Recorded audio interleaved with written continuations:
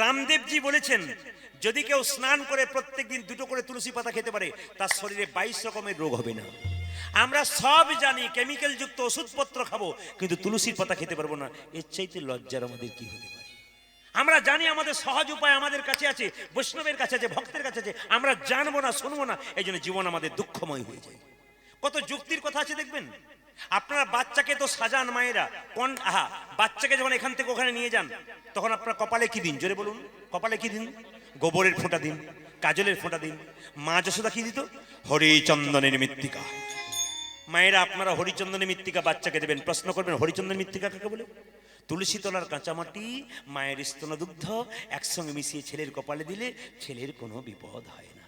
দিয়ে দেখবেন বাচ্চার কোনো অসুবিধা হবে না। এগুলো দেয় না কেউ, এই জন্য তো যত গন্ডগোল হয়। ও মায়েরা, আপনারা মুখে কত রকম কেমিক্যাল যুক্ত জিনিস মাখেন, মুখে দাগ হয়ে যায়। আজ একটা সহজ পথ বলে দিই, আপনাদের মুখে কোনোদিন দাগ হবে না, কোনো ওষুধ কিনতে হবে না। একটা ছোট্ট জিনিসের মুখে, বলবো না, দরকার নেই, কারণ মেডিসিন দোকানদার আমাকে গাল দেবে। বলবো? আচ্ছা বলে দিই, বলে দিই। মেডিসিন দোকানদার থাকবে, ইনি ভালো লোক নন কেন বলুন তো, আমার মেডিসিন বিক্রি হবে না। বেটনোভেট সি বেটনোভেট এর নিচ্ছিলেন না ভালো লোকের জন্য? এইদিকে দেখেন, আমার বাবা তো হসপিটালে ছিলেন, ওই জন্য আমি ওষুধের সব কিছুই জানি। মোটামুটি 50% ওষুধ জানি যে কিসে কি দিতে প্রয়োগ করতে হয়। আর এই ওষুধটাও জানি কি করে মানুষকে বসিয়ে রাখতে হয়। আর এই ওষুধটাও জানি মানুষকে কিভাবে চমক দিয়ে গোটা আসরটাকে চমকে দেওয়া যায়। এই ওষুধটা মহাপ্রভুর কৃপা, আপনাদের আশীর্বাদ। কারণ আমি যখন ইংরেজিতে এমএ করেছিলাম, 7 জন বন্ধু, 5 জন স্কুলের শিক্ষক, 6 জন স্কুলের শিক্ষক, 4 জন মেয়ে এবং 2 জন ছেলে। এরা শিক্ষক, একজন তার মধ্যে প্রফেসর। কিন্তু আমাকে ওরা মাঝে মাঝে ঠাট্টা করতো, প্রদীপ দেখ আমরা সরকারি চাকরি নিলাম, তুই কি করলি? আমি তখন ওদিকে বললাম, তোরা তো সরকারি চাকর হলি, আমি এমনের জন্য চাকর হলাম যার জন্য এত এত সাধুগুরু বৈষ্ণবের চরণধুলি মাথায় পেলাম। আশীর্বাদ করুন আপনাদের। একটা স্কুলের শিক্ষক হলে একটা এলাকার লোক আমাকে চিনতে পারতো। এখন ওরা আমাকে আনন্দ করে বলে, যাক যাক এত লোক দেখতে পাচ্ছি, বোঝাচ্ছিস কি করে রে?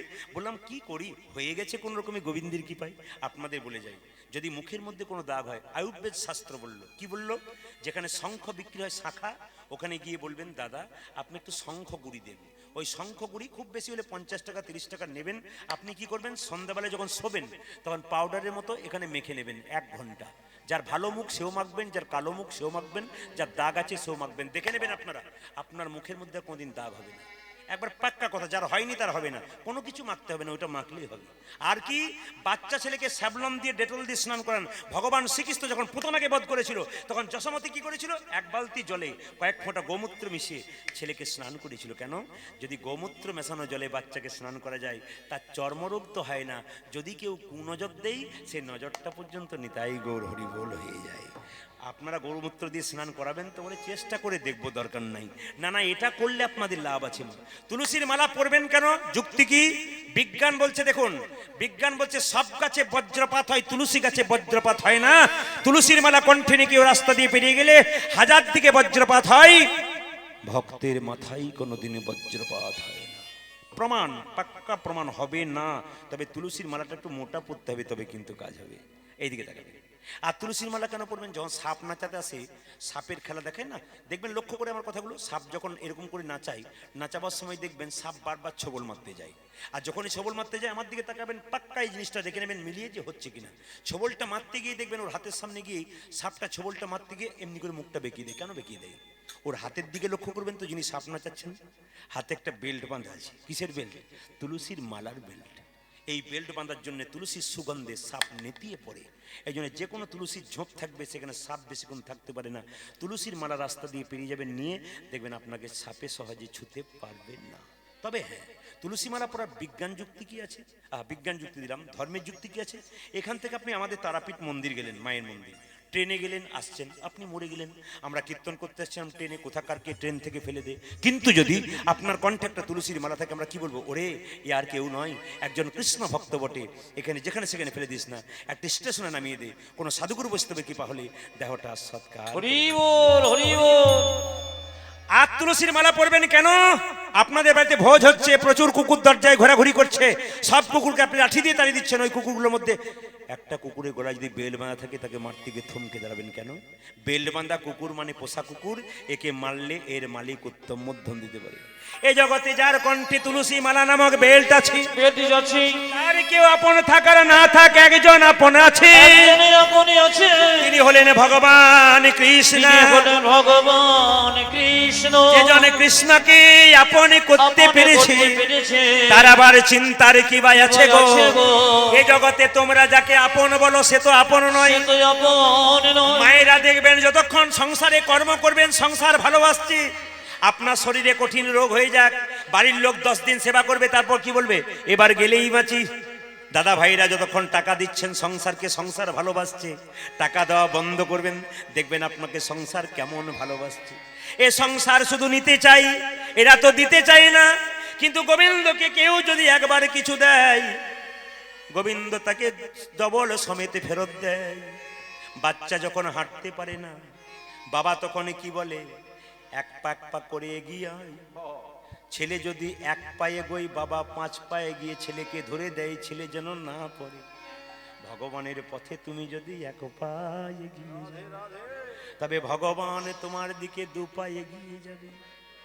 যদি কেউ ভগবানের পথের পথিকী হতে পারে, তবে তোমার পথ পরিষ্কার হই। এই জগতে যদি বাড়িতে কোনো চোর ঢোকে, তবে কিছু নিয়ে যায়, কিছু রেখে যায়। কিন্তু ভগবান চোর যদি কারো হৃদয় ঘরে একবার চুরি করতে পেরেছে, তাকে পথের কাঙাল করে দেয়। এই হাতটা খালি হাতে এলাম, খালি হাতে গেলাম, গিয়ে যারা আমার মতো করে এরকম তাদেরকে দেখিয়ে দিয়ে গেলাম, যেন এরকম কাজ করো না, নইলে আমার মতো ঠকতে হবে। সেই দিন আমি মনে মনে ভাবলাম, আমি সংসারের জন্য, ছেলে মেয়েকে মানুষ করার জন্য কত মানুষকে হত্যা করলাম, কত জনের অন্ন কেড়ে খেয়ে নিলাম, কত বাচ্চাকে বাবা হরা করলাম, আমি কি করলাম? সেই দিন আমার চৈতন্য হয়ে গেল দাদা। আর সেই দিন থেকে মন্দিরে গিয়ে ভগবানের চরণে প্রণাম করে গুরুদেবকে ডেকে দীক্ষা নিয়ে আমি মনে মনে ভাবলাম নতুন জীবন শুরু করলাম। আচ্ছা প্রদীপ বাবু, মানুষ হতে পারবো তো? আমি বললাম আপনি হয়েই গেছেন। বলে কেন? ওই যে আপনি চোখের জল ফেলেছেন না, তখনই হয়ে গেছে। বিনা প্রেম সে না মিলে নন্দলাল। চোখের জল যদি কেউ ফেলতে না পারে বাবা, গোবিন্দের কৃপা তার কোনোদিন। ছেলের জন্য কাঁদবে, মেয়ের জন্য কাঁদবে, শেষে ছেলে মেয়ে প্রশ্ন করবে তুমি আমার জন্য কি করেছো? আপনি বলবেন আহ, যার জন্য করি চুরি সে কিনা বলে চোর। কিন্তু যদি ভগবানের জন্য কিছু করেন, ও তো তোলা থেকে যায়। আজকের দিনে এই যে আপনারা কীর্তন শুনতে এলেন, একদিন বিরাট বিপদে পড়ে যাবেন, সেদিন ভাবতে পারবেন না আমি বেঁচে গেলাম কি করে। আজকের দিনটার জন্য বাঁচলেন। কাঁদবে যদি ছেলের জন্য নয়, মেয়ের জন্য নয়, যত কাঁদবেন দুঃখ পাবেন। কাঁদবেন যদি ভগবানের জন্য কাঁদুন। এ ছেলে মেয়ে বড় হবে, ডানা হবে, ও তো উড়ে চলে যাবে, তাহলে কি কর্তব্য কর্ম করবেন না? নিশ্চয়ই করবেন, কিন্তু আসল কর্তব্য ভুলবেন না, যার জন্য পৃথিবীতে এলেন। যার ভগবান আমাদের কি দিয়েছে, যার জন্য ভগবানের নাম করবো, প্রশ্নগুলো একটা উত্তর নিয়ে নিন। কি দিয়েছে? বাচ্চা জন্ম নিল, খাবে কি, কথা কে ভেবেছে? ভগবান ভেবেছে। কি ভেবেছে? মায়ের স্তন দুগ্ধে এমন মধুভাণ্ড দিয়েছে পৃথিবীর কোথাও নাই। সেই দুধের মধ্যে দুধটা খুব গরম নয় যাতে বাচ্চার জিভ পুড়ে যাবে, খুব ঠান্ডা নয় যাতে বাচ্চার সর্দি লেগে যাবে, খুব গরম নয় যাতে বাচ্চার জিভ পুড়ে যাবে, খুব আবার মিষ্টি নয় যাতে বাচ্চার সুগার হবে। গাছের মধ্যে ফল দিলেন, নদীর মধ্যে জল দিলেন, তিনি আমাদের জন্য এত কিছু করলেন, আমরা তার জন্য কি করলাম? এই বিচার বোধ যদি কারো থাকে, তবে তিনিই ভক্ত হতে পারে না, বাকি নয়। এরকম মানসিকতা, মানবিকতা নিয়ে যদি কেউ কীর্তন শোনে, তবে তার জীবন সুন্দর হয়ে যায়। ওই জন্য বলি বাবা, ছেলের জন্য কাঁদবে, মেয়ের জন্য কাঁদবে, ওতে আনন্দ নাই, ভগবানের জন্য কাঁদাতে আনন্দ আছে। ছেলের জন্য কাঁদবে, মেয়ের জন্য কাঁদবে, তোমার চোখ থেকে জল পড়বে, সে জল চোখের কোণ দিয়ে পড়বে, সে জল স্পর্শ করলে গরম লাগবে, সে জল মুখের মধ্যে প্রবেশ করলে নোনা নোনা ভাব লাগবে। কিন্তু কেউ যদি একবার কৃষ্ণ বলে মন্দিরে বসে কাঁদতে পারে, মন্দিরে বসে কাঁদিতে পারে। হা কৃষ্ণ প্রাণে গোবিন্দ বলে কেঁদে কেঁদে বলতে হবে, আমি একাই এসেছি একাই যাব। হে প্রভু, যখনই তুমি আমায় তুলে নেবে না, নেবে কিনা কখন নেবে আমি জানি না। ট্রেন আসবার সময় সিগন্যাল দেয়, আমরা জানতে পারি ট্রেন আসে, কিন্তু মৃত্যু আসবার সময় কোনো সিগন্যাল দেয় না, যে কোনো মানুষের জীবনে যে কোনো মুহূর্তে আসতে পারে। ভগবানের কাছে কাঁদো, যত কাঁদবে চোখের জল পড়বে তত তোমার ভেতরের ময়লা দূর হবে। আমাদের এত জ্বালা কেন, যন্ত্রণা কেন? সংসারের কর্ম করে শুধু টেনশন করি, কিন্তু ভগবানকে বলতে পারি না যা কিছু করলাম সব তোমার চরণে দিলাম। যদি তার উপর ভরসা করি, আমার উপর ভরসা না করি, আমাদের টেনশন আসবে কেন? সব তো গোবিন্দের উপর ভরসা করে আছেন। তিনি আপনাকে জন্ম দিয়েছেন, তিনি নিচ্ছেন, কখন নেবেন কখন দেবেন তিনি তো জানেন। ওই জন্য মন্দিরে গিয়ে কোনোদিন কোনো জিনিস চাইতে নাই মা। যে চাই সে বোকা, যে চায় না সে বুদ্ধিমান, যে চাই সে পায় তবে অল্প পায়, যে চায় না সে এত পায় ভাবতেই পারে না। ভক্ত সুদামা ভগবানের কাছে গিয়েছিল, এত অভাব, একবেলা খায় একবেলা খায় না। কৃষ্ণ জিজ্ঞাসা করেছিল, সুদামা তুই কেমন আছিস? দারুণ দারুণ দারুণ। ভগবান মনে মনে ভাবলো, আমি তো জানি তুই কেমন আছিস। তুই যে ফকির বেনে গেছিস, তুই যে ভিখারি বেনে গেছিস, তবু তোর আনন্দ শেষ নাই, তুই কি করে ভাব। সুদামা বলে উঠল, ভগবান কৃষ্ণ যার বন্ধু তার আবার অভাব কি থাকে? কৃষ্ণকে যিনি বন্ধু করতে পেরেছেন, কৃষ্ণকে। আপনার ছেলে মারা গেছে, চিন্তা কি করছেন? কৃষ্ণকে ছেলে ভাবুন। আপনার স্বামী চলে গেছে, দুঃখ নেই, কৃষ্ণকে পরমপতি ভাবুন। আপনার ভাই চলে গেছে, কৃষ্ণকে ভাই ভাবুন। আপনার বাবা চলে গেছে কম বয়সে, কৃষ্ণকে তিনি সব রূপে আমাদের কাছে আসতে পারে, যে যেমন রূপে তাকে ডাকতে পারে। তাই মহাপ্রভু আজকে নবদ্বীপের মাটিতে আনন্দের খেলা খেলছে। কাকে নিয়ে খেলছেন? সুরধ্বনি তীরে মহাপ্রভু আজকে ভক্তগণকে সঙ্গে নিয়ে আনন্দ করছেন। আজ কিভাবে খেলছেন মায়েরা? কিভাবে একটু উলুধ্বনি দেবেন? সুরধ্বনি তীর দিয়ে হরিনাম গাইতে গাইতে যাচ্ছে। প্রত্যেক কীর্তনিয়া যেটা বলে সেটা বললে একটু বাড়তি বলে যায়। হরিনামে তালি দেবেন কেন? বাড়িতে কোনো গাছ থাকলে সন্ধ্যেবেলায় গাছের নিচে তালি মারলে গাছে তো পাখি থাকে, সব পাখি উড়ে যায়। তত্ত্ব কি বলছে? দেহটা একটা গাছ, এই দেহরূপী গাছে কিছু পাপরূপী পাখি আছে। কারা কারা? কাম, ক্রোধ, লোভ, মহামদম, আশ্চর্য। যদি কেউ হরিনামে মাঝে মাঝে তালি দেয় তার লাভ আছে। কেন? এই পাখিগুলো উড়ে গিয়ে গোবিন্দ চরণে মতি হবে। আর তালি দেবেন কেন? জ্যোতিষকে, ভাগ্য যখন খারাপ হয়, সময় যখন খারাপ যায়, মায়েরা দাদা ভাইরা কি করেন? জ্যোতিষের কাছে গিয়ে বলেন, ভাই একটু হাতটা দেখে দাও তো। উনি তখন সুযোগ পেয়ে যান, তোমার গ্রহের দোষ আছে, 10,000 টাকার পাথর নিতে হবে। কোনো পাথরই নিতে হবে না, হরিনামে যে তালি দেওয়া হয়। ভগবানের আশীর্বাদ যেখানে আছে সেখানে পাথর কিছু করতে পারে। এই জন্য গোবিন্দের কৃপা যার হয় বাবা, মাঝে মাঝে এরকম করে তালি দেবেন, তাতে লাভ আছে। এই হাতটা হচ্ছে কৃষ্ণ, এটা হচ্ছে রাধা। রাধা কৃষ্ণের বামে থাকে, তাহলে এটা হচ্ছে রাধা, এটা হচ্ছে কৃষ্ণ। যত তালি দেবেন রাধা কৃষ্ণ তত আনন্দ পাবে, আর যত রাধা কৃষ্ণ আনন্দ পাবে তত আপনার মনের আনন্দ দিনের পর দিন। আস্তে নিতাই চাঁদকে নিয়ে জীবের দ্বারে হরিনাম দিলেন মহাপ্রভু। হরিনামের খেলা খেললেন কিভাবে? নিতাই চাঁদকে বলছে, দাদা আজকে হরিনামের খেলা খেলবো। কিভাবে না? নবদ্বীপের মাটিতে ভক্তগণকে হরিনাম দিয়ে উদ্ধার করো। আপনার সবচাইতে ভাগ্যবান এবং ভাগ্যবতী কেন জানেন? হরে কৃষ্ণ। আপনার সবচাইতে ভাগ্যবান এবং ভাগ্যবতী কেন বলুন তো? আপনাদের এই মাটিতে স্বয়ং মহাপ্রভুর চরণ ধুলি মেশানো আছে। বিদেশ থেকে কোনো মানুষ যখন মায়াপুর নবদ্বীপে আসে না, তখন জাহাজে নামতে নামতে সেই মাটিটাকে একবার প্রণাম করে। এটা যেমন তেমন মাটি নয়, ভগবানের মাটি। সবচাইতে লজ্জার ব্যাপার, এই মাটিতে জন্মগ্রহণ করে আমরা হাততালি দিতে পারি না, হরিনাম করতে পারি না। এর চাইতে কুলাঙ্গার আর কজনও হতে পারে? মহাপ্রভুর জায়গাতে জগাই মাথায় ছিল, এখানেও জগাই মাথায় আছে, অসুবিধা নেই, উদ্ধার হবে, প্রভুর কৃপা হবে বলে। তবে যার যখন হবে বাবা। মালদা জেলাতে আম হয়, সব আম কি গাছে পাকে? কিছু কিছু আম কি জাগানো হয়, তারপর পাকানো হয়, তারা পাকে। আর কিছু কিছু আম দেখবেন গাছেই পোকাতে বা পাখিতে খেয়ে নেয়। যারা শেষ পর্যন্ত গাছে থাকে সেগুলোই তো গোবিন্দ সেবায় লাগে।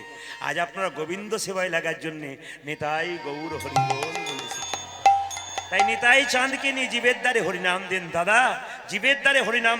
আজকে এখানে ড্যান্স হাঙ্গামা হলে মাঝখানে একটা বাঁশের বেড়া দিতে হতো, একদিকে নারী একদিকে পুরুষ। এখানে হরিনাম হচ্ছে প্রেমের ব্যাপার, কামের ব্যাপার নাই, একসঙ্গে বসেছেন।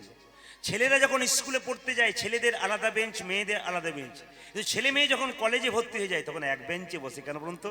তারা নিজেদেরকে জানতে শিখে গেছে। আজ আপনারা নিজেদেরকে জানতে শিখেছেন, কলেজে পড়তে এসছেন, ওই জন্য সবাই একসঙ্গে আছেন। এখানে জাতির কোনো বিচার নাই। এটা কি করলো? স্বয়ং মহাপ্রভু করেছেন। এই জন্য আপনারা যখন কীর্তন শুনতে আসবেন তখন বসবেন, তখন প্রণাম করে বসবেন, আর উঠবেন তখন প্রণাম করে উঠবেন। এই নিয়ম।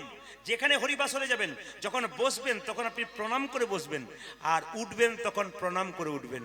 এখন অনেকে বলছে কি করে বসবো আর উঠবো, আমরা তো চটি নিয়েই সামাল। না না, চটির দায়িত্ব আমি নিতে পারবো না, ওটা আপনাদের দায়িত্ব। চটির উপরেই বসুন, কিন্তু প্রণাম করে বসুন। কাকে প্রণাম করবেন? প্রদীপ পালকে নয়, স্বয়ং মহাপ্রভুকে প্রণাম করতে হয়, যিনি হরিনাম নিয়ে এলেন। নিতাই চাঁদকে বললো, দাদা যদি কেউ হরিনাম না নেয় তবে কি করবে জানো? কি? প্রথমে ধরিবে হাতে, যদি না চাই নাম। রাধা রানী কি? যে পরিমাণ ভক্ত ছিল জুড়ে আশা করছিলাম। শ্যাম সুন্দর কি? যাক, বেড়েছে আরো বাড়বে মনে হচ্ছে। যেরকম শ্যাম সুন্দর কি? দু চারজন পেছনে আছে, ভাবছে আমরা তো পেছনে আছি, আমরা সামনে থাকলে দিতাম। ওই জন্য কীর্তন যখন করতে আসছিলাম তখন ওইখানে দরজাতে একটা মেয়ে বলছে, দিদি সামনে বসিস না। মনে কেন? পা মেলে বসতে পাবি না, খালি উলুধ্বনি আর হরিধ্বনি। দরকার নাই, পেছনে বসবি, সময় মতো পালাবার সুযোগ পাবি। এই জন্য যারা চালাক পার্টি হয় তারা, না আপনাদের বলি নাই, জায়গা পান নাই বলে, কিন্তু কিছু মনে করবেন না। তা মহাপ্রভু যখন কীর্তন করতেন, আচ্ছা বলুন তো, হাতগুলো নিচে না উপরে? জোরে বলুন। না না, বলবেন তবে কীর্তন হবে, না বললে তো হয় না। আচ্ছা, হাত কোন দিকে থাকে জোরে বলুন। একবার করা যাবে? করা যাবে, দেখি তো কে কে করছে। বাহ বাহ, খুশি। তবে সবচাইতে আসল ব্যাপার কি, আপনারা সবাই হাত তুললেন, দু চারজন কিন্তু মনে মনে ভাবলেন এরকম করে দাঁড়িয়েছে, কাল কত লোক হয়েছিল সব খবরে দেবে আর কি। এই জন্য এইটাই আমাদের সবচাইতে লজ্জার ব্যাপার। কি বলুন তো? আস্তে আস্তে এইদিকে। হিন্দু জাতির সবচাইতে লজ্জার ব্যাপার প্রেস্টিজের জন্যই গেছে। মুসলিম সমাজে দেখবেন জলসা হলে সারা রাত্রি, সকাল থেকে সন্ধে পর্যন্ত, সারা রাত্রি, পরের দিন সকাল পর্যন্ত একই রকম বসে থাকে, বুঝুক আর না বুঝুক। লজ্জা আমাদের। ভদ্রলোকের মতো এরকম করে দাঁড়াই, হাততালি সবাই দেয়, উনি দেন না কেন বলুন তো? ওনার প্রেস্টিজের ব্যাপার আছে। এই প্রেস্টিজের জন্য আমাদের নিতাই গৌর হরিবোল হয়ে গেছে, যত সব সম্মানের জন্য। মনরে কেন করো বিদ্যার গৌরব, স্মৃতিশাস্ত্র ব্যাকরণ, নানা ভাষা আলোচন, বৃদ্ধি করি যশের সৌরভ। কিন্তু দেখো চিন্তা করি, যদি না ভজিলে হরি, বিদ্যা তব কেবল রৌরব। এত বড় বিখ্যাত বিজ্ঞানী আইজ্যাক নিউটন, আপনারা সবাই অবাক হয়ে যাবেন। যারা খুব জ্ঞানী লোক হয় না, যারা খুব পণ্ডিত লোক হয়, তারা ভগবানকে ভজনা করে। অবাক হয়ে যাবেন আপনারা। আমি একবার চেন্নাই গিয়েছিলাম চিকিৎসার জন্যে। যে ডাক্তারকে দেখাচ্ছিলাম ওনার নাম জোসেফ ভি টাচিল। উনি কোথা থেকে আসছেন? লন্ডন থেকে আসছেন। অবাক হয়ে যাবেন, ইংলিশে কথা বলেন, কিন্তু খ্রিস্টান ডাক্তার ছিলেন। কিন্তু টেবিলের ওপরে কৃষ্ণ গোপালের ছবি আর যীশু খ্রিস্টের ছবি। জিজ্ঞেস করেছিলাম ওনাকে, এটা কি হচ্ছে? বলছে উনি তো সব, উনি না করালে আমি করব কি করে? সবচাইতে লজ্জার ব্যাপার, সামান্য কিছু পড়াশোনা করে আমাদের প্রেস্টিজ কত, আমরা ভগবানকে ভুলে যাই। এইখানে চিন্তা করতে বড়। আইজ্যাক নিউটন তিনি কি করেছিলেন? একটা সোলার সিস্টেম তৈরি করেছিলেন। একটা সোলার সিস্টেম মানে সৌরজগৎ তৈরি করেছিলেন সোলার মধ্যে। তার বন্ধু এসে বলেছিল, থ্যাংক ইউ, ধন্যবাদ, দারুণ দারুণ দারুণ তৈরি করেছে সৌরজগৎটাকে। আইজ্যাক নিউটন বলছে, আমাকে ধন্যবাদ দিচ্ছ কেন? তার আগে ওনাকে ধন্যবাদ যাও, যিনি এত বড় সৌরজগৎ। আরে বড় বড় মানুষ যারা ভগবানকে ভজন করে, ছোট মানুষ যারা, তারা ভগবানকে ভালোবাসে না। একটু পড়াশোনা করলেই ভাবে আমরা দিগ্গজ হয়ে গেছি। এইটাই লজ্জার ব্যাপার। এই জন্য ভগবান হারাচ্ছে তারা। তাদের বাচ্চাগুলো সংসারে ভালো ভক্ত হচ্ছে না, অসৎ ব্যক্তি হচ্ছে। এরাই কিন্তু আমাদের সমাজটাকে নষ্ট করে দিচ্ছে। এই দিকে তাকাতে হবে। আপনি বাবা হয়েছেন, অনেকে বলে না আমি ভালো পড়াশোনা করতে পারি, তুই কর। তো আপনি বলুন, আমি ভগবানকে ডাকি নাই, তুই ডাক। লজ্জার ব্যাপার এটা। আপনিও ডাকবেন না, আপনার ছেলেকেও ডাকতে দেবেন না। আপনি বংশটাকে কোন বংশে নিয়ে যাচ্ছেন একটু ভাবনা চিন্তা করুন। নিমাই সচিমাতাকে বলেছিল, মা এ জগতে একমাত্র সত্য কি জানো? হরিনাম, বাকি সবই মিথ্যা। হরিনাম সত্য, গুরু নাম সত্য, সম্বল কর রে পথের। তাহলে মহাপ্রভু যখন কীর্তন করতেন হাতটা তুলে, তখন একজন ভক্ত জিজ্ঞেস করছে, তুমি হাতটা তুলে আছো ঠাকুর, তোমার ব্যথা হয় না? ঠাকুর বলছে, ব্যথা আবার হয় না? বলে তাহলে নামাও। বলে কি করে নামাবো? তোরা তুলছিস না, ওই জন্য আমি উঠিয়ে আছি। একজন ভক্ত বলল, ঠাকুর আমরা তুলছি না বলে তুমি উঠিয়াছো, নামাচ্ছ না? আচ্ছা ঠাকুর, এই দেখো তুলে দিলাম, এইবার নামাও। ঠাকুর বলছেন, না না, তোরা তুললে কি হবে, তোদের পেছনে যারা আছে, আপনাদের বলি নাই দাদা, তোদের পেছনে যারা আছে তারা তুলবে না, ওই জন্য আমি হাত তুলে আছি। পেছনে বলতে কারা? এর পরের জন্মে যারা জন্ম নেবে তারা আমার হাত তোলা না দেখলে তুলবে না, ওই জন্য জন্ম জন্মান্তর ধরে আমি হাত তুলেই আছি। তাহলে শুধু যে আমাদের মঙ্গল ভেবেছেন তা নয়, প্রত্যেকটি জন্মের মানুষের জন্য তিনি মঙ্গল ভেবেছেন বলে হাতটা তুলে আছেন। এইদিকে এইদিকে আপনার নদিয়ার মানুষ, এখানে বাজার জায়গা, আপনার রাস্তা দিয়ে পেরিয়ে গেলে হাত তুলি কখন? টোটো অটো পেরিয়ে গেলে, ও দাদা একটু বাজারে যাব, এইদিকে হাত তোলেন। আর হাত তোলেন কখন? যখন দেখবেন কেউ জলে ডুবে যায়, উঠতে পারে না, হাত দেখবেন এরকম করে, বাঁচাও, বলতে চাই, বলতে পারে না কিন্তু বলতে চাই, তখন হাত তোলে। আর হাত তোলে কখন? যখন কেউ বোঝা নিয়ে যায়। প্রশ্ন করবেন, তাহলে মহাপ্রভু কি টোটো ধরেছিল? সে যুগে তো ছিল না। মহাপ্রভু কি জলে ডুবে গেছিল? বলে না। তাহলে মহাপ্রভু কি বোঝা নিয়ে যাচ্ছিল? আপনারা বলবেন না, তত্ত্ব বলছে হ্যাঁ, মহাপ্রভু বোঝা নিয়ে যাচ্ছিল। প্রশ্ন করবেন, প্রদীপ বাবু একই রকম কথা, মহাপ্রভু বোঝা নিয়ে যাচ্ছিল, দেখতে পেলাম না কেন? কি করে দেখবেন? দেখার মতো চোখ থাকলে দেখা যায়। এক ট্রাক বালিতে এক হাত চিনি ছুঁড়ে দিলে, চিনি আর বালি একসঙ্গে মিশিয়ে দিলে, চিনিকে কি কেউ পারে চিনিতে এক ট্রাক বালিতে? এক ট্রাক বালিতে এক হাত চিনি ছুড়লেন, আর চিনি আর বালি একসঙ্গে মিশিয়ে দিলেন, চিনিকে কি কেউ পারে চিনিতে এক ট্রাক বালিতে? বলছে পারে। কে পারে? পিপিলিকা পারে চিনিকে চিনিতে এক ট্রাক বালিতে। পিপিলিকার মতো যারা গৌর ভক্ত তারা চিনতে পারে। ও মাইরা, চিনবেন আপনারও। কেন? জন্মের সময় দুটো চোখ হয়, একটা ডান চোখ একটা বাম চোখ। এই চোখে আমরা ভুল দেখি। কি ভুল দেখি?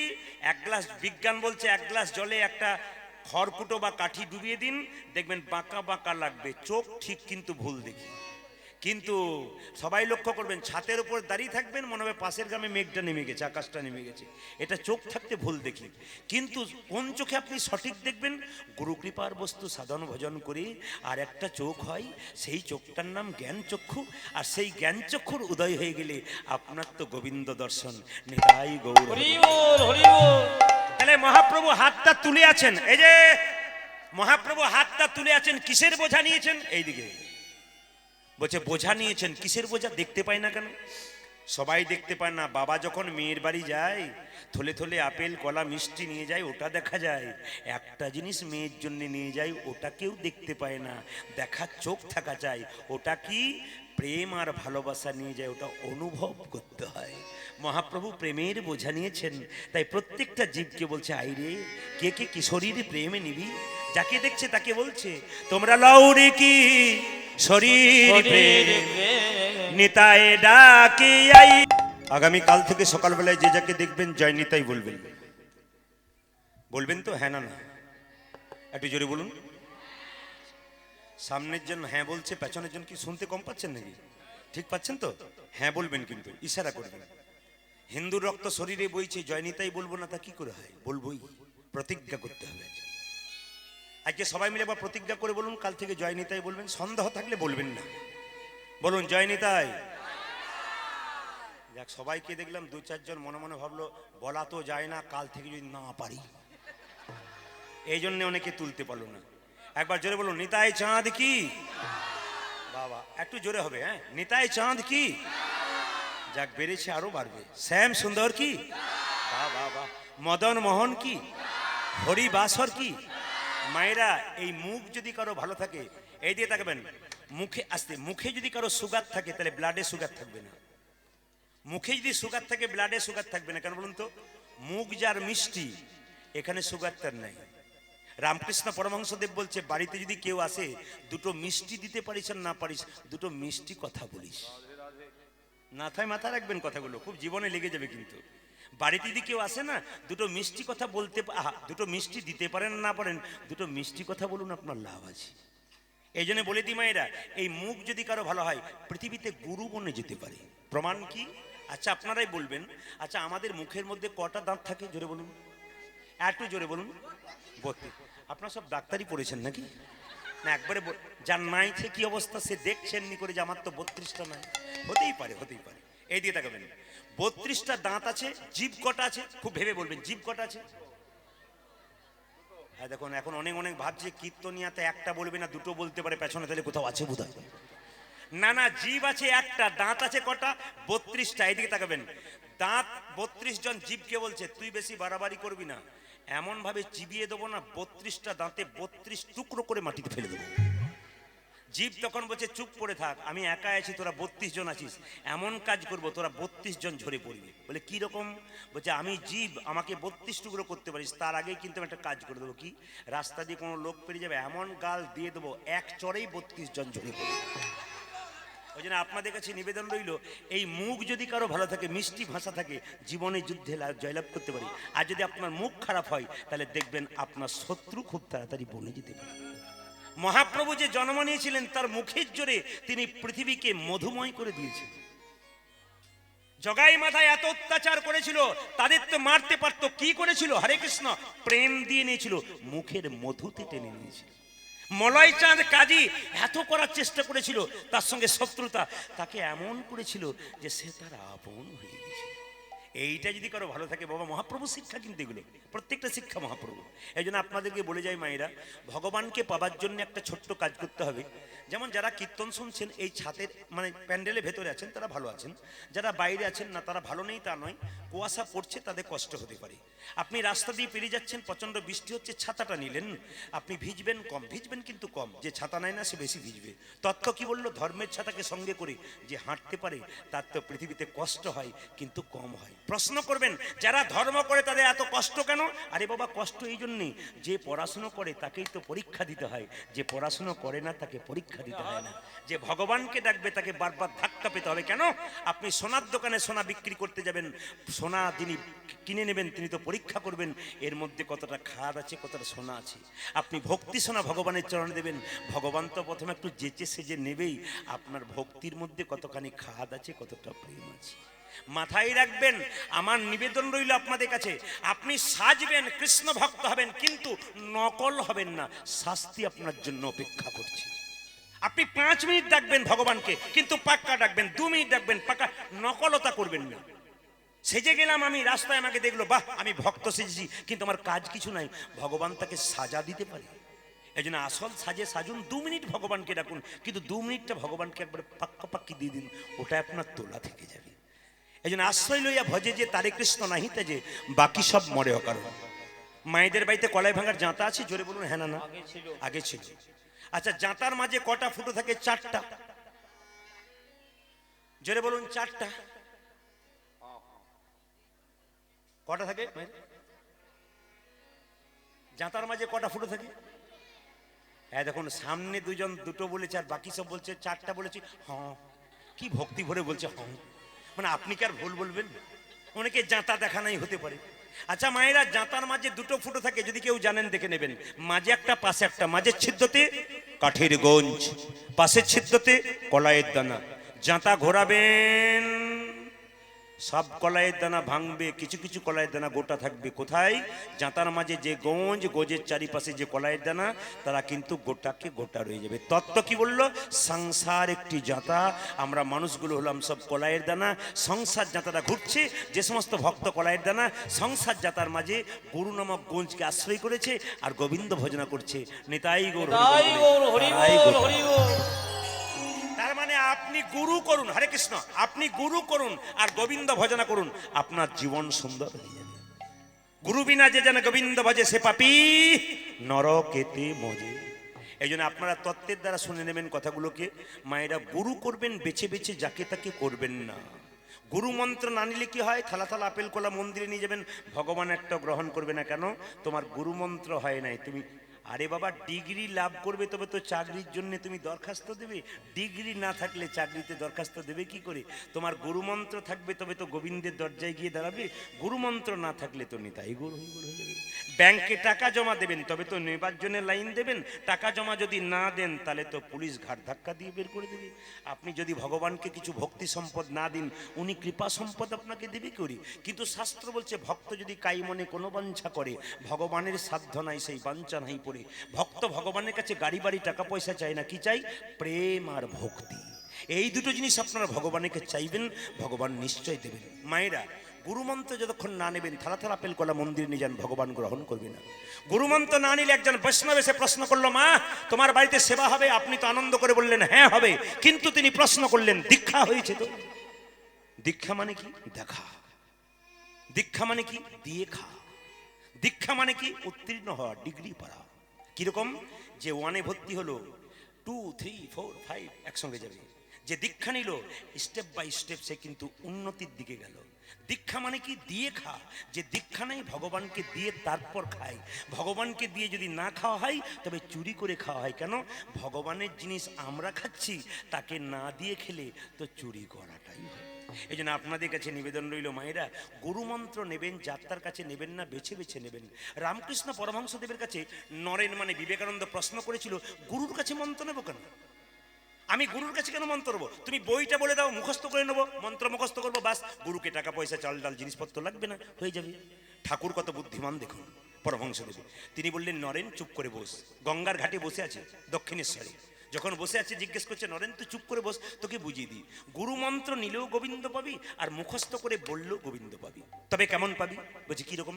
বলছে দেখ নরেন, ওই দেখ একটা কি আসছে, বলে ডিঙ্গি নৌকা আসছে। ওটা এই দক্ষিণেশ্বর থেকে চন্দননগর যেতে কত সময় লাগবে? বলছে তা মোটামুটি ধরো 6 ঘন্টা। আচ্ছা বলতো, ওই দেখ একটা কি আসছে, বলে একটা কি আসছে, স্টিমার আসছে। আচ্ছা ওটা কত সময় লাগবে? বলছে ওটা 2 ঘন্টা লাগবে। আচ্ছা নরেন, যদি ডিঙ্গি নৌকাটার সঙ্গে স্টিমারটার সঙ্গে ডিঙ্গি নৌকাটাকে বেঁধে দেওয়া হয়, ও কত সময় যাবে? বলছে স্টিমারের সঙ্গে ডিঙ্গি নৌকা বাঁধলে স্টিমার যত তাড়াতাড়ি যাবে, ডিঙ্গি নৌকা তেমন যাবে। এমনি যদি আপনি যান, মুখস্থ করে মন্ত্র ভজনা করেন, গোবিন্দ পাবেন, তবে দেরি হবে। আর যদি ডিঙ্গি নৌকা রূপী দেহটাকে স্টিমার রূপী গুরুর কাছে ধরতে পারেন, আপনার তো তাড়াতাড়ি গোবিন্দ প্রাপ্ত। হরি বল, হরি বল। এই জন্যে বলে যায় আপনাদেরকে, রামকৃষ্ণ পরমহংসদেব বলল গুরু মন্ত্র নেবে, যাত্রার কাছে নয়। পাকা গুরু, এই যে পাকা গুরু কে, কাঁচা গুরু কে? কাঁচা গুরু সে মন্ত্র দেবার আগে চুক্তি করে যে ঠাকুর মন্ত্র নেবো, নেই কি লাগবে? 500 টাকা, 1 বস্তা চাল, 2 সোনার জিনিস। যে দেখবেন শুধু বায়না ধরে ফট, গুরু মন্ত্র দেবার আগে যে দেখবেন ফর্দ করে দেয় বিরাট, বুঝবেন ইনি আপনাকে এলআইসির এজেন্টের মতো মাসের পর মাস আদায়। না না, এলআইসির এজেন্ট কেউ থাকলে অপরাধ নেবেন না, আপনার ঠিকই করেন আমাদের জন্য। তো এইদিকে তাকাবেন মা, এটা কি বললাম, উনি কিন্তু ফর্দ করেন, তাহলে বুঝবেন উনি কিন্তু আপনাকে ঠকাচ্ছেন। আর উনি যদি বলেন আরে গুরুমন্ত্র নিবি, তাতে কি হয়েছে, নিয়ে নিবি। আমি বহুদিন পরে গুরুমন্ত্র নিচ্ছি, গুরু পাকা পাই নাই। আমি স্টেশনে দাঁড়িয়েছিলাম, একজন গুরুদেবকে সবাই প্রণাম করছে, আর যে যা দিচ্ছে নিচ্ছে, খালি বলছে আমার বাড়ি যাবেন, আপনার জন্য বস্ত্র আছে। আরে বস্ত্র দিতে হবে না, ভালোবাসা দিবি ব্যাস। এইটা আমার তখন বুঝে নিলাম ইনার মধ্যে দারুণ জিনিস আছে। ওনাকে বাড়িতে ডাকলাম, বললাম কি লাগবে? কিচ্ছু না, তুই তো আমার সব। আবার কি লাগবে? কাঁচা গরুকে মন্ত্র দেবার আগে চুক্তি করে, পাকা গরুকে চুক্তি করে না যে ঠাকুর আমি মন্ত্র নেবো, নেই। দক্ষিণে কি লাগবে? কিচ্ছু না। কেন? আমি তোর বাবা, তুই আমার ছেলে, তোর তো সবকিছু আমার, আবার দিবি কি? না ঠাকুর, তবু কিছু দিতে হয়। দিবি, তবে দে, তোর ভক্তিটুকু আমার চরণ তলে দে। যিনি আপনার ভক্তিটুকু চরণ তলে নিয়ে প্রতি বছর আপনার বাড়িতে এসে আপনাকে পরীক্ষা করে দেখবে আমি যে মন্ত্র দিচ্ছি ঠিক ঠিক ভজনা করছে কিনা, এরাই হচ্ছে পাকা গুরু। বলের এক মালিক, সবকা মালিক এক হ্যাঁ। কে বলেছিল? সব এই যে সবারই মালিক কে বলুন তো? একজন ভগবান। আমার মালিক, আপনার মালিক, স্ত্রীর মালিক, পুরুষের মালিক, প্রত্যেকের মালিক ভগবান। একটা কথা বলে রাখি, একজন রাজা একটি প্রশ্ন করেছিল, যদি কেউ উত্তর দিতে পারে তার রাজত্ব পেয়ে যাবে। যদি প্রশ্নটা আপনার সামনে বলবো না, ছেড়ে দেবো, জোরে বলবো। যদি আপনারা বলতে পারে একটা সুবিধা আছে, কি বলুন তো? আপনাদের নাম কিন্তু আমি লিখে নিয়ে যাবো, রাজার কাছে পৌঁছে দেবো। রাজা বলেছে যদি কেউ উত্তর দিতে পারে তার নামটা আমার কাছে দেবে, আমি রাজত্ব দিয়ে তাকে বৃন্দাবনে চলে যাব। রাজত্ব পাবার লোভ তো সবারই থাকে নাকি? তা আপনাদেরও আছে, তাহলে বলি নাকি? না, একবার বায়না করবেন, তারপরে বলে দিয়ে যাবো। আজকে বলবো? আচ্ছা আজকেই বলি। এদিকে রাজা প্রশ্ন করেছিল, এইদিকে প্রথম প্রশ্ন রাজার, অনেকগুলো প্রশ্ন, অতগুলো রাখবো না আজকে, সময়টা সংক্ষেপ আছে, রাত্রি 10টার মধ্যে শেষ করতে হবে। পরবর্তী কীর্তনিয়া রূপগান পরিবেশন করবেন, এই জন্য ছোট্ট করে বলি আপনাদের। রাজা প্রশ্ন করেছিল ভগবান কোথায় থাকে। এখন যেই না প্রশ্নটা করেছে, মন্ত্রীকে বললো, মন্ত্রী তুমি এক কাজ করো, ঢোল বাজিয়ে চারিদিকে খবরটা দাও, যদি কেউ উত্তর দিতে পারে তবে রাজত্ব পেয়ে যাবে। এই দিয়ে তাকালে মন্ত্রী কি বললো, আরে জবর খবর, আরে জবর খবর, জবর জবর খবর, জবর খবর। রাজার মনে একটা প্রশ্ন জেগেছে, উত্তর দিতে পারলে রাজত্ব পেয়ে যাবে। কত পণ্ডিত এলো গেল, না যায় তার গোনা। রাজার যেমন প্রশ্ন তেমনি রইল, উত্তর কিন্তু হলো না। মানে এই যে রাজা যেমন চাইছিল সেটা হলো না। সবাই উত্তর দিল, বড় বড় পণ্ডিত এলো, পারলো না। এই দিয়ে তাকাবেন, যখন মনের দুঃখে মন্ত্রী রাজবাড়ির দিকে ঢুকছে গালে হাত দিয়ে, একটা ভিখারির ছেলে রাস্তায় পোড়ারুটি খাচ্ছিল ছেঁড়া কাপড় পরে, ও জিজ্ঞেস করছে, মন্ত্রী মশাই, বলে কি রাজবাড়িতে ভোজ হচ্ছে নাকি? বলে কেন? তাহলে খেতাম, খিদে পেয়েছি। মন্ত্রী রেগে বলল, রাজার হলো মনের জ্বালা, এ বেটার হলো পেটের জ্বালা, শুধু খাবে খাবে। আরে চিরকাল পেট ভরে খাবি, রাজা বনে যাবি যদি একটা প্রশ্নের উত্তর দিবি। ছেলে বলল, একবার বলো, চেষ্টা করে দেখি। মন্ত্রী বলল, পড়াশোনা করেছিস, স্কুলের গণ্ডিতে পা দি নাই, তাহলে পারবি কি করে? ছেলে বলছে যে যেখানে দেখিবে ছাই, উড়াইয়া দেখো তাই, পাইলেও পাইতে পারো অমূল্য রতন। তা পারবি? বলে হ্যাঁ, একবার চেষ্টা করে দেখি। বলতো ভগবান কোথায় থাকে? ছেলে বলল, বাবা, এর মতো সহজ উত্তর আর আছে? মন্ত্রী তো চমকে গেল, বড় বড় পণ্ডিতরা পারলো না, এ বেটা বলছে এর মতো সহজ উত্তর। এই পারলে ভালো, নইলে তোর গর্দান গেল। বলছে একবেলা খায়, একবেলা খায় না, না খেয়ে মরছি, মরি তো রাজার হাতে মরবো, আর পেলে রাজা হয়ে যাব, দুটোর মধ্যে একটা কিছু হবে। তাহলে তুই চল। বলে হ্যাঁ যাব, কিন্তু হ্যাঁ রে, পণ্ডিত যে জনা তারা পারলো না, আর তুই কি করে পারলি? ছেলে বলল, কিছু মনে করো না, কিছু মনে করো না মন্ত্রী, পণ্ডিত যে জনা আজন্ম কানা, বেটা সবাইকে বোঝায়, নিজেই বোঝে না। যারা পণ্ডিত হয়, কিছু মনে করবে না, নিজেকে পাণ্ডিত্য ফলায়, তারা দেখবেন নিজেই। ওই জন্য আমরা যখন কীর্তন করি না, এদেরকে বলি এই জায়গাটা বাদ দিয়েছিল, যদি ঘরে দেখে নেই এইটা বলছে, যদি না করি তাহলে বলবে তুমি আসরে এক বলছো আর করছো এক। হতে পারে না। না না, আমি যার কথা বলছি তিনি কীর্তনও শোনেন না, কিছু না, এত ব্যস্ত থাকেন, তার কীর্তন শোনার সময় নেই, প্রচণ্ড ব্যস্ত মানুষ, এই জন্য শোনার সময় নেই। কিন্তু একজন ভাগবত পণ্ডিত, তিনি কি করলেন, এদিকে তাকাবেন, তিনি গ্রামে গ্রামে ভাগবত পাঠ করেন। তার স্ত্রীর খুব ইচ্ছা জেগেছে, যদি কোনোদিন সুযোগ পাই তাহলে ভাগবত পাঠ শুনবো, কেমন পাঠ করে। এখন গ্রামের মোড়ল মশাই বলল, বাবা আমার বাড়িতে আজকে ভাগবত পাঠ করে দেবে। সঙ্গে সঙ্গে ভাগবত পাঠক রাজি হয়ে গেল। ওর স্ত্রী তখন খুব আনন্দ পেয়ে গেল, কেন বলুন তো, আজকে গ্রামে ভাগবত পাঠ হবে। ওর পাশের বাড়ির মেয়েকে বলছে, মিনার মা শুনছো? বলে কি, আমাদের লোকটা আজ ভাগবত পাঠ করবে, কেমন শুনবো। দিনটা ছিল কি, একাদশীর দিন, বৃহস্পতিবার দিন। এখন ভাগবত পাঠ করতে ভাগবত পাঠক বসেছে, আর মেয়েদের মাঝখানে ওনার স্ত্রী বসে আছে। তখন ভাগবত পাঠক বলছে, মায়েরা শুনছেন? ওর স্ত্রী তখন মনে মনে ভাবছে, কি বলছে একবার দেখি। কিছু মনে করবেন না বাবা, মুসলমানদের একটা কথা আছে, অপরাধ নেবেন না, আমি কিন্তু বহু লোকের সঙ্গে মেশামেশি করি, ভালো ভালো লোকের সঙ্গে। তারা বলছে পীর মানে না গাঁ, যে মুসলমানদের সবচেয়ে বড় পীর হয় না, পীর মানে না গাঁ, পীর মানে না বউ, আর পীর মানে না মা। যত বড়ই পীর হও তুমি, কে মানে না গাঁ, অমুকের ছেলে, তোমার জানা আছে। পীর মানে না মা, আরে তোকে 10 মাস 10 দিন ধরেছি, তোর পায়খানার প্রস্রাব পরীক্ষা করেছি, পরিষ্কার করেছি, আমি তোর মা, তোকে পীর মানবো কি? আর ওই স্ত্রী বলে, হ্যাঁ হ্যাঁ জানা আছে তোমাকে। এই জন্য পীর মানে না গাঁ, পীর মানে না বউ, পীর মানে না মা, একটা কথা আছে। এখন ভাগবত পাঠকের স্ত্রী চুপচাপ বসে আছে, আর ভাগবত পাঠক বলছে, মায়েরা সব শুনছেন? ওনার স্ত্রী বলছে, কি বলছে দেখি।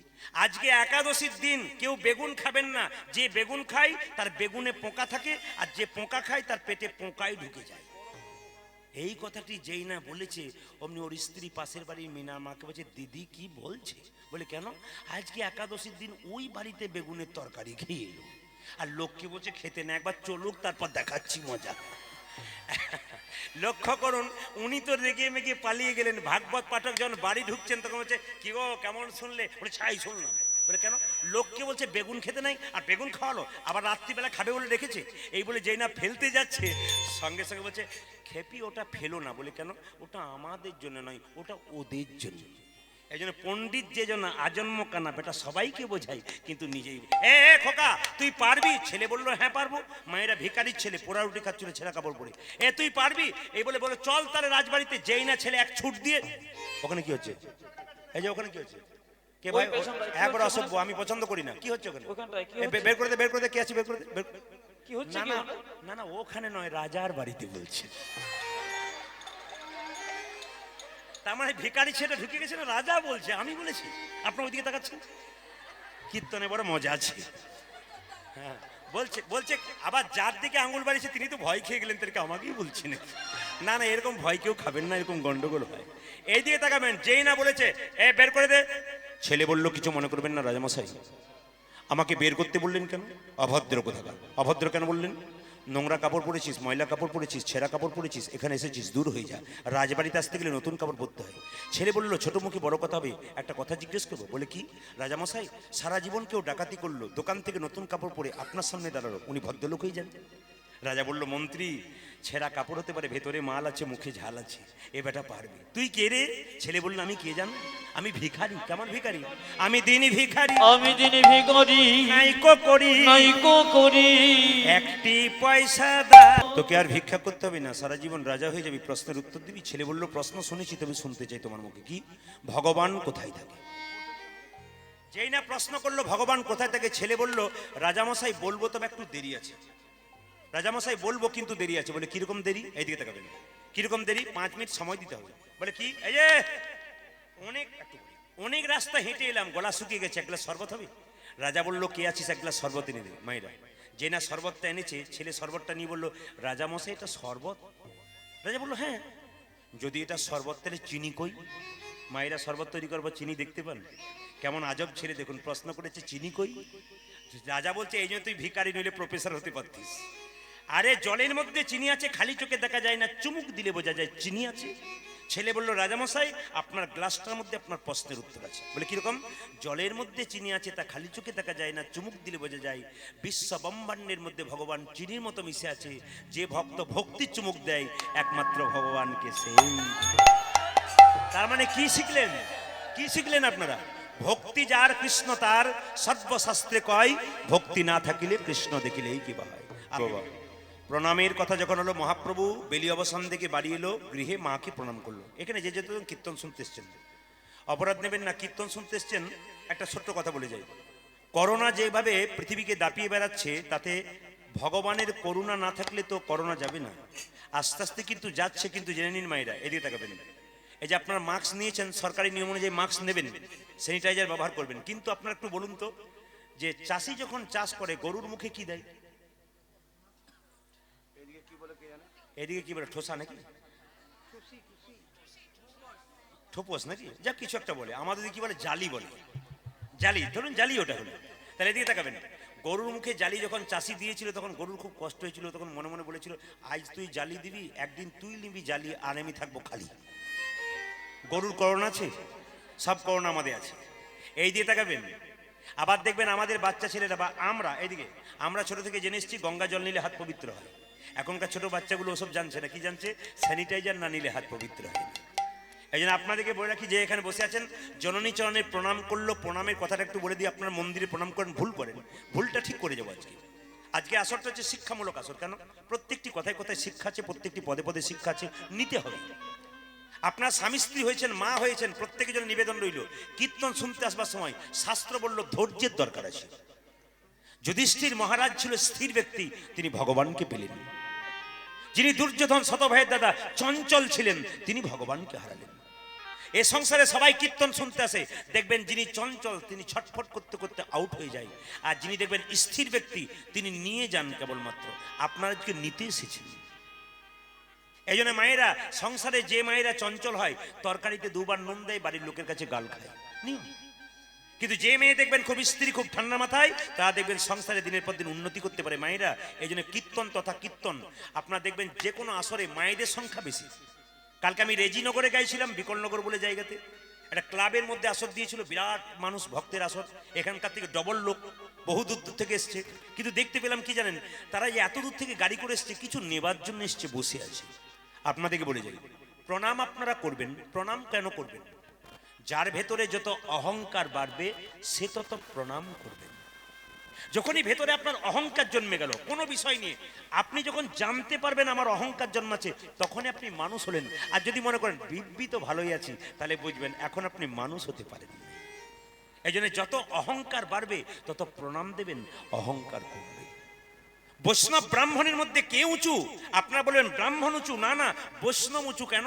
ব্রাহ্মণকে প্রণাম করলে সে ফিরে আর প্রণাম করে না, কিন্তু বৈষ্ণবকে প্রণাম করলে উনি ঘুরে আপনাকে প্রণাম করেন।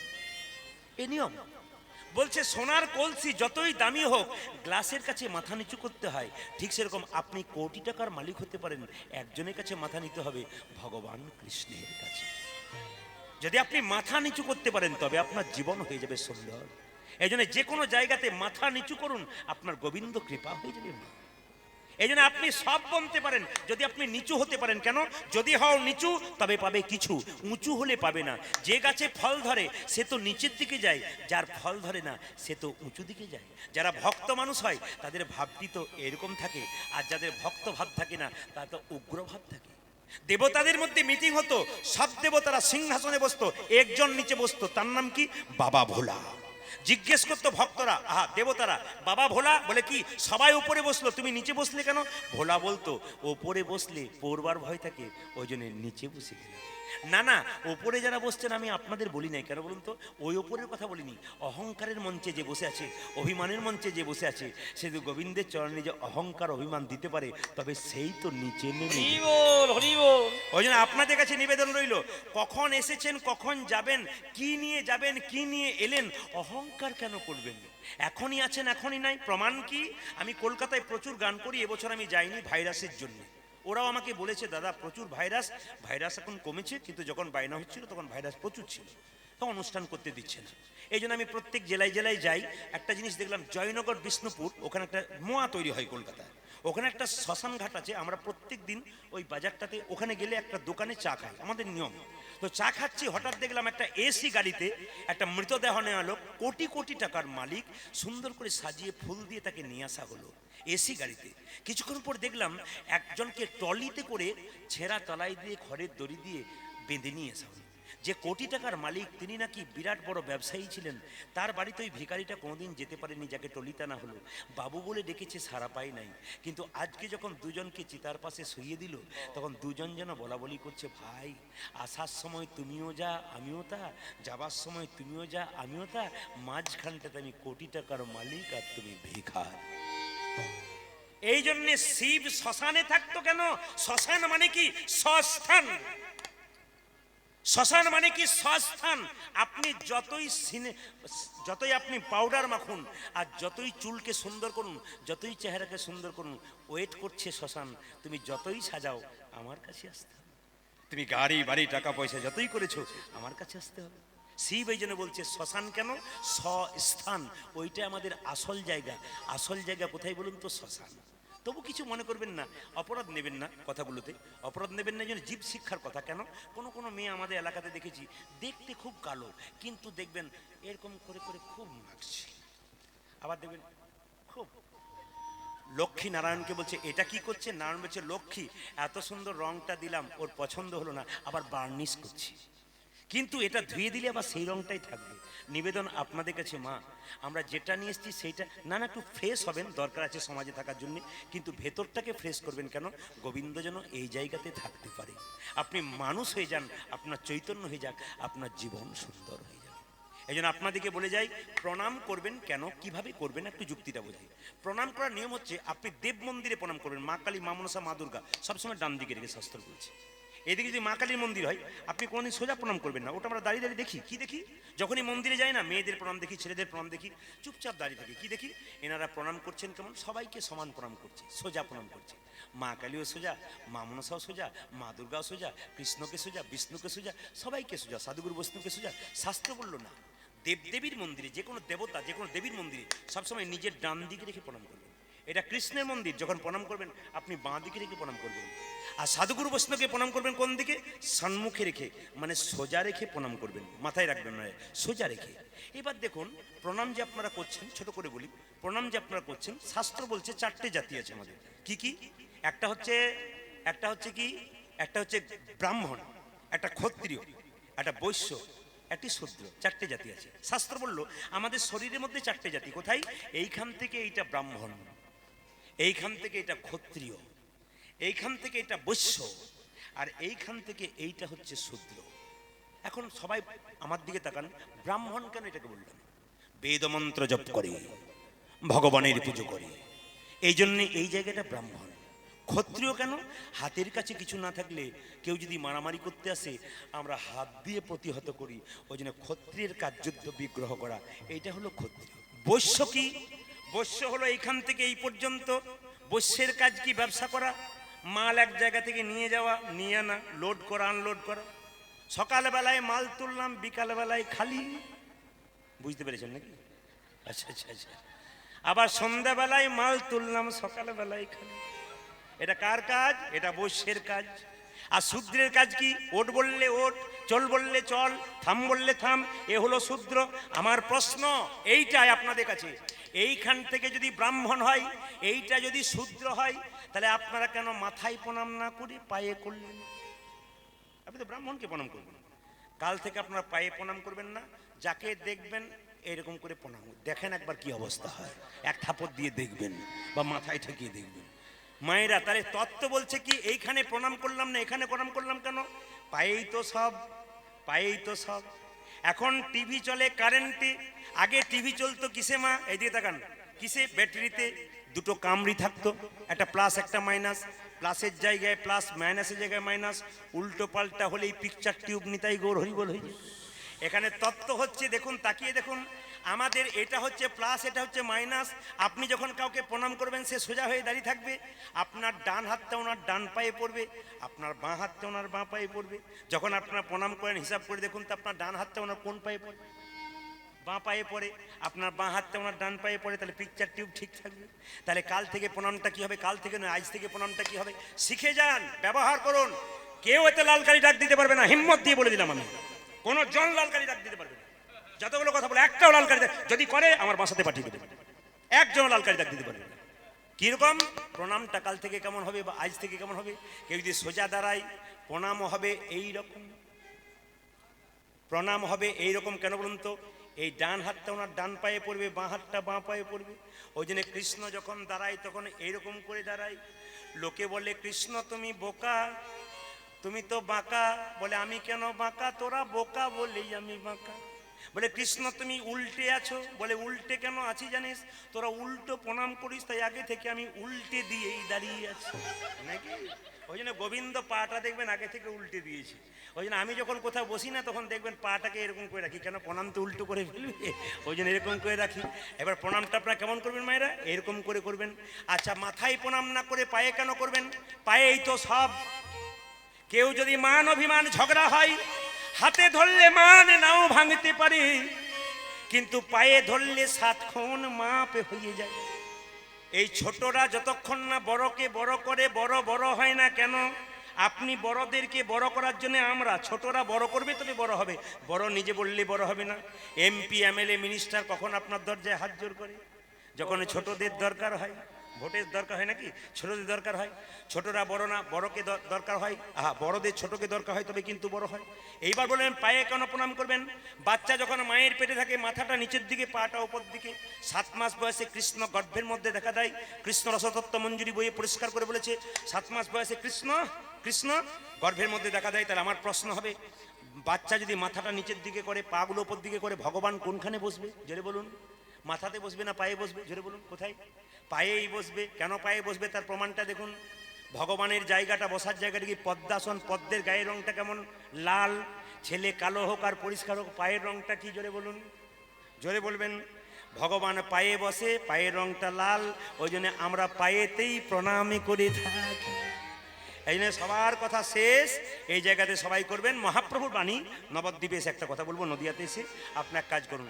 10-5 সবে মিলে দাঁড়িতে বসিয়া কীর্তন করহ সবে হাতে তালি দিয়া। সবাই মিলে মহাপ্রভু এই বাণীটা সবাই লক্ষ্য করবেন, একটু জোরে একটু উলুধ্বনি দিন, প্রেম সে এদাই গৌর। সংসার গোষ্ঠী আপনাদের বলে যাই, জন্ম হোক যথাতথা, কর্ম যেন ভালো হয়। যে যেখানে বসে আছেন, ভক্তি ভরে বসে আছেন, তাদের কাছে নিবেদন, উত্তর গোষ্ঠী আমরা যাব, মানে একদিন মরে যাব আমরা সবাই জানি। জন্মিলে মরিতে হবে, অমর কে কথা কবে, এ কথা আমরা সবাই জানি। কিন্তু যাবার আগে কিছু ভালো কাজ করবেন, আপনার মৃত্যুটা ভালো হবে। ও মায়েরা, আপনি যখন মরে যাবেন তখন আপনি স্বর্গে গেলেন না নরকে গেলেন আপনি জানবেন কি? প্রত্যেকটা দেহতত্ত্বের কথা। মুখে আগুন দেবেন কেন? দেহটা মরে না আত্মাটা মরে? জোরে বলবেন। দেহ মরে না আত্মা মরে? দেহ মরে, আত্মা মরে না নাকি? আত্মা মরে না কেন? তত্ত্ব কি বলছে দেখুন। মানুষকুলে জন্মগ্রহণ করে যে মানুষের মতো কর্ম করবে তার আবার মানুষকুলে জন্ম হবে। আর মানুষকুলে জন্মগ্রহণ করে কেউ যদি পশুর মতো কর্ম করে তার পশুকুলে জন্ম হবে। আর মানুষকুলে জন্মগ্রহণ করে কেউ মহাপুরুষের মতো কর্ম করবে তারা দ্বিতীয় জন্ম হবে না, গোবিন্দ চরণ প্রাপ্তি হবে। কেন বলুন তো? যে ধানকে সেদ্ধ করে মাটি ছড়ানো হয় ওর আর গাছ হয় না, যে দেহ হরিনামে সিদ্ধ হয়ে যায় তার দ্বিতীয় জন্ম হয় না, তার গোবিন্দ চরণ প্রাপ্তি হয়ে যায়। ওই জন্য আপনার দেহটাকে হরিনাম দিয়ে সিদ্ধ করে দিন। তো যারা এখানে কীর্তন শুনতে এসছেন মাথায় রাখবেন, মৃত্যুর সময় মানুষ মরে গেল, ইনি স্বর্গে গেলেন না নরকে গেলেন ইনাকে দেখলেই বুঝতে পারবেন। এ কথা আমি বলি না, কে বলেছে? যদি কেউ বইপত্র পড়াশোনা করেন বইটার নাম বলে দিই, জগৎ ও আমি, ডক্টর পঞ্চানন ভট্টাচার্যের লেখা। তিনি বলেছেন মৃত্যুর সময় মানুষ মরে গেলে দুটো জিনিস লক্ষণ দেখলে বুঝতে পারবে উনি স্বর্গে যাচ্ছে নরকে যাচ্ছে। বলে দিই, কেউ যখন মারা গেল পাড়ার সব দল বেঁধে দেখতে গেলেন, দেখে আসার পর কি বললেন? ও মা, লোকটা এমন মরেছে গো, বিভৎস মুখ, আমার 5 দিন ঘুম হলো না। জানবেন ইনি যাচ্ছেন নরকে। আপনার কর্ম যদি জন্ম হয়ে খারাপ হয়, আপনার মৃত্যুর সময় মুখ বিভৎস হয়ে যায়। এই জন্য মানুষ করে জন্মগ্রহণ করে ভালো কর্ম করুন, মৃত্যুর সময় মুখটা মনে হবে ঘুমাবে। যারা দেখবেন সংসারে খুব খারাপ কাজ করে, শ্মশান ঘাটে তাকে নিয়ে গেলে সে কোনো মতেই দেহটা পড়ে না, বাঁশের বাড়ি দিয়ে বারবার পোড়ানো হয়। আর যে ভালো কাজ করে শ্মশানের চিতাতে শুইয়ে দিলেই ঝরঝর করে পড়ে যায় বাবা। এই নিয়ে জিনিসগুলো শুনলে চৈতন্য জাগাতে হবে আপনাদের, ভালো করে লক্ষ্য করবেন আপনারা। যদি কেউ মরে যায় দেখে এসে বলেন না, দিদি এমন দেখলাম যেন ঘুমাচ্ছে গো, জানবেন ইনি যাচ্ছেন স্বর্গে। আপনার মৃত্যুর পর গ্রাম ছেড়ে যখন চলে গেলেন, বলো হরি হরি বল বলে নিয়ে গেল, কেউ বলল লোকটা যা ভালো লোক ছিল না, খুব কৃষ্ণ ভক্ত ছিল, আহা হা খুব ভালো মানুষ ছিল, জানবেন দশচক্রে ভগবান ইনি যাচ্ছেন স্বর্গে। আর আপনার মৃত্যুর পর যদি বলে লোকটা ছিল কিন্তু খুব বদমাইশ লোক ছিল, বেটা গেল গ্রামটা শান্তি হলো, জানবেন ইনি যাচ্ছেন নরকে। এই জন্য আপনারা বলে রাখি মা, মানুষগুলো জন্মগ্রহণ করে আপনি স্বর্গে যাচ্ছেন না নরকে যাচ্ছেন আপনার কর্মের দ্বারা হবে। কেন? আপনি 50 বছর বাঁচলেন, 50 বছরের মধ্যে কতটা ভালো করলেন কতটা খারাপ করলেন যাবে কি করে? পুষ্পের গন্ধ যেমন বাতাসে ছড়াই, আত্মার কর্মফল আত্মার সঙ্গে করে নিয়ে যাবে। আপনি ভালো করলেন না খারাপ করলেন, আত্মা যখন বেরিয়ে যাবে তখন নিয়ে যাবে। দেহ মরে না আত্মা মরে। শাস্ত্র কি বলল? বাসাংসি জিন্নানি যথা বিহায় নবানি ঘিন্নাতি নরহ প্রাণী তথা শরীরানি বিহায় জিন্নান্নানি সংজাতি নবানি দেহি। মানে কি? যে কাপড়টা আপনারা পরে আছেন, আমি পরে আছি, ও যখন পুরনো হয়ে যাবে ওই কাপড় ত্যাগ করে নতুন কাপড় পরবো। আত্মা কি করে? পুরনো দেহ ত্যাগ করে নতুন দেহে চলে যায়। প্রশ্ন করবেন মায়েরা, মুখে কেন আগুন দেওয়া হয়? যখন মায়ের পেটে ছিলাম কথা দিয়েছিলাম, প্রভু মলমূত্রে পরিপূর্ণ একটা জায়গাতে আছি, তুমি আবার পৃথিবীতে নিয়ে চলো, গেলেই নাম করব। কথা দিলাম নাম করব, কথা দিয়ে নাম করলাম না, মুখে আগুন দিয়ে পবিত্র করে তারপর চিতাতে নিয়ে যাওয়া হলো। কিন্তু যারা পরম বৈষ্ণব এবং বৈষ্ণবী ভক্ত মানুষ, এদের দেহটাকে পোড়ানো হয় না। কেন হয় না? এরা তো বৈষ্ণব এবং বৈষ্ণবী, এরা গোসাই মা, এরা গোসাই, এদের দেহ পোড়ানো হবে না কেন? কেন? কর্মের জন্যে, ভালো কর্মের জন্যে এনারা কিন্তু আর আগুন পাবেন না, এনারা মাটির তলাতেই থাকবেন, শয়নে থাকবেন। এই জন্য বলে রাখি মা, জন্ম হোক যতটা, কর্ম হোক ভালো। দেখবেন যিনি কাজী নজরুল ইসলাম, তিনি মুসলমানের ছেলে, চায়ের দোকানে কাজ করেছিল, এমন কিছু কর্ম করলো যার জন্যে আপনাদের দেওয়ালে তার ছবিটা টাঙানো রইল। এমন কিছু মানুষ আছে খারাপ কর্ম করে দড়ি দিয়ে বেঁধে তাকে জেলখানায় নিয়ে যাওয়া হয়, আবার এমন কিছু মানুষ আছে ভালো কর্ম করে রথের উপর চাপিয়ে গলায় মালা দিয়ে তাকে নিয়ে যাওয়া হয়। আপনি ভালো কর্ম করুন, ভালো জায়গায় করবেন। মহাভারতের অস্ত্রগুরু তিনি হচ্ছেন জোনাচার্য, তার দিকে তাকালে অবাক হয়ে যাবেন। তার জন্ম শুনলে ছিছি করবেন, কিন্তু তার কর্মের দিকে তাকালে তাকে নমস্কার করবেন। এই দ্রোণাচার্যের মা ছিল বেশ্যা, স্বর্গের সবচাইতে বড় বেশ্যা, তার নাম গীতাচি, তার গর্ভে জন্ম নিয়েছে দ্রোণাচার্য। তিনি দেখিয়ে দিলেন, আমার মায়ের দিকে তাকিও না, আমার জন্মের দিকে তাকিও না, আমার কর্মের দিকে তাকিও। আমি কি করলাম? আপনি জন্মের দিকে তাকাবেন না, কর্মের দিকে তাকান। দান বীর কর্ণ কুন্তি কুমারী অবস্থায় তাকে জন্ম দিল, কর্ম দিয়ে জানিয়ে দিল আমি কে। ভগবান শ্রীকৃষ্ণ জন্ম নিলেন কারাগারে, কিন্তু তিনি দেখিয়ে দিলেন আমি ভগবান। 10 অবতারের মধ্যে এক অবতার বুদ্ধদেব, তার জন্ম হয়েছিল কোথায়? রাস্তার ধারে গাছের নিচে। রামকৃষ্ণ পরমহংসদেব, তার জন্ম হয়েছিল কোথায় জেনে নিন? 59 সালে। যীশু খ্রিস্ট, তিনি খ্রিস্টানদের ভগবান, যারা আপনারা বড়দিন পালন করেন যার জন্য, সেই যীশু খ্রিস্টের জন্ম হয়েছিল ভেড়া সালে। এরা আঙুল দিয়ে দেখিয়ে দিল জন্ম নয়, আমার কর্মের দিকে তাকিয়ে। এইটার দিকে তাকাবেন, যে যেখানে দাঁড়িয়ে আছেন, যে যেখানে বসে আছেন। এইটার দিকে সেই কথা বলবো না, যেটা নতুন কথা বলবো, মন দিয়ে শুনবেন। এইটার দিকে তাকাবেন। মুসলিমদের দেখবেন কোরআন পাঠ করে, খ্রিস্টানদের দেখবেন বাইবেল পাঠ করে। প্রত্যেকটি হিন্দু জাতির নিয়ম হচ্ছে একটু ভাগবত গীতা পাঠ করতে হয়। যদি পারেন আপনার বাচ্চাকে পড়াশোনা করাচ্ছেন তো 4 ঘন্টা বাচ্চাকে পড়তে হবে না, 2 ঘন্টাতে বাচ্চা সব হয়ে যাবে। যদি গীতাটাকে তার মাথায় ঠেকিয়ে পড়তে বসেন, যদি মা হয়ে আপনি পারেন, আমি বাবাদেরকে দায়িত্ব দেবো না, কেন বলুন তো? ওনারা তো কাজে যান সারাদিন, আপনি তো ঘরে থাকেন। এই দিকে তাকাবেন, আপনার মায়েদের দিকে দায়িত্ব দেবো বেশি, কেন বলুন তো? এটা আপনার কাজ, আমার দিকে তাকাবেন। এই যে গীতা, আসতে, এই গীতা সাংখ্যযোগ 2য় অধ্যায়, সাংখ্যযোগ, এতে কি লেখা আছে জানেন? জন্ম হলে মৃত্যু অবশ্যই, আর মৃত্যু হলে জন্ম অবশ্যই। এইদিকে খুব দামি কথা, গীতা সাংখ্যযোগ 2য় অধ্যায়ে লেখা আছে জন্ম হলে মৃত্যু হবেই, আর যার মৃত্যু হবে ফের আবার তার জন্ম হবে। না না, মানুষ হবেন তা নয়, কুকুর হতে পারে, পশু হতে পারে, পাখি হতে পারে, কিন্তু জন্ম হবে।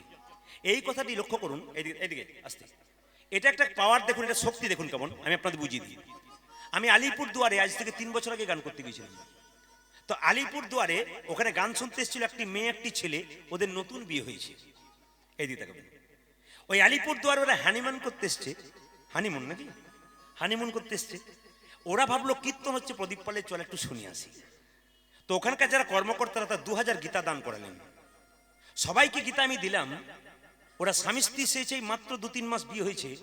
ওদেরকে বললাম তুমি একটা নাও, সেটা বলো না। মেয়ে বলছে না, আরে নাও নাও, জীবনে কাজে লাগবে। আমি বললাম এদিকে বললাম নাও নাও, জীবনে কাজে লাগবে। এই যে গীতার 2য় অধ্যায় আছে না, সাংখ্যযোগ, এটা ভালো করে পড়বে, এটা কাজে লেগে যাবে। লক্ষ্য করুন, ও ভাবলো কি আর কাজে লাগবে, বিরক্তি হয়ে নিয়ে নিল, রাখি যখন দিচ্ছে। অবাক হয়ে যাবেন আপনারা, ওই গীতাটিকে নিয়ে বাড়ি ফিরলেন, কিন্তু স্বামী কি করলো, বাড়ির কার্নিসে গীতাটাকে রেখে দিল। দিন ভালোই যায়, হঠাৎ স্বামী স্ত্রীর মধ্যে গন্ডগোল বাঁধে, দুজনের ডিভোর্স হয়ে যায়। আর যখন এই ডিভোর্স হয়ে যায়, তখন স্বামীর মন আর ঠিক থাকে না, ছটফট ছটফট ছটফট ছটফট ছটফট, আর ভালো লাগে না, কোনো কিছু ভালো লাগছে না। তখন মনে মনে ভাবলো সংসার করে কি করলাম, জ্বলে গেলাম, দরকার নেই, আমি গলায় দড়ি দিয়ে আত্মহত্যা করবো। এদিকে তাকান, গলায় দড়ি দিয়ে আত্মহত্যা করব, এই বলে কি করেছে, যেই না ওই সিলিং এর মধ্যে একটা থাকে না, ফ্যান থাকে, দেখেছেন তো, ওই ফ্যানে দড়িটা দিয়ে যেই না গলায় ফাঁস দিতে যাবে, তখন মনে পড়ে গেল প্রদীপবাবু যে আমাকে গীতাটা দিয়েছিল, বলেছিল বিপদের দিন এটাকে দিয়ে লক্ষ্য করবে। তাহলে যখন বলেছিল গলায় ফাঁসটা মারবার আগে গীতাটাকে এরকম করে খুলতে গেছে, আর 2য় অধ্যায় সাংখ্যযোগে দেখতে পেল জন্ম হলেই মৃত্যু, মৃত্যু হলে আবার জন্ম। ও তখন চমকে গেল, যদি মরে আবার জন্ম নিতে হয় তাহলে মরে কি লাভ আছে। চৈতন্য ফিরে গেল, কিন্তু একবার মনে পড়ে গেল গীতাটা যখন নিতে বলেছে, তখন একবার গলায় দড়ি নেবার আগে একবার দেখি কি বলেছে। উনি তো বলেছিলেন বিপদের দিন এটাকে দেখো, তোমার লাভ আছে। তো গীতার দিন বিপদের দিনে দেখলো লেখা আছে কি, যে জন্ম হয় তার মৃত্যু হয়, মৃত্যু হলে আবার জন্ম হয়। তো আমি যদি মরে যাই, আবার যদি ফের জন্ম হয়, মরে কি লাভ আছে। উনি সেই দিন বাড়ি থেকে বেরোলেন, মন্দিরে গিয়ে গুরুদেবের কাছে মন্ত্র নিলেন। উনি আমাকে ফোন করে বললেন, বাবা সেদিন যেটা দিয়েছিলেন ওটা যে কি শক্তি আমি আজকে বুঝতে পারলাম। আজ আমি গীতা ছাড়া থাকতে পারি না। প্রত্যেকটি দাদা ভাইকে বলবো, এটা কিনবেন, 5 টাকা 2 টাকা 10 টাকা দাম, পকেটে রাখবেন। অনেকে চিন্তা করছেন হোটেলে যাব, চিন্তা লাগছে, খাবার খাবো, উল্টো পাল্টা।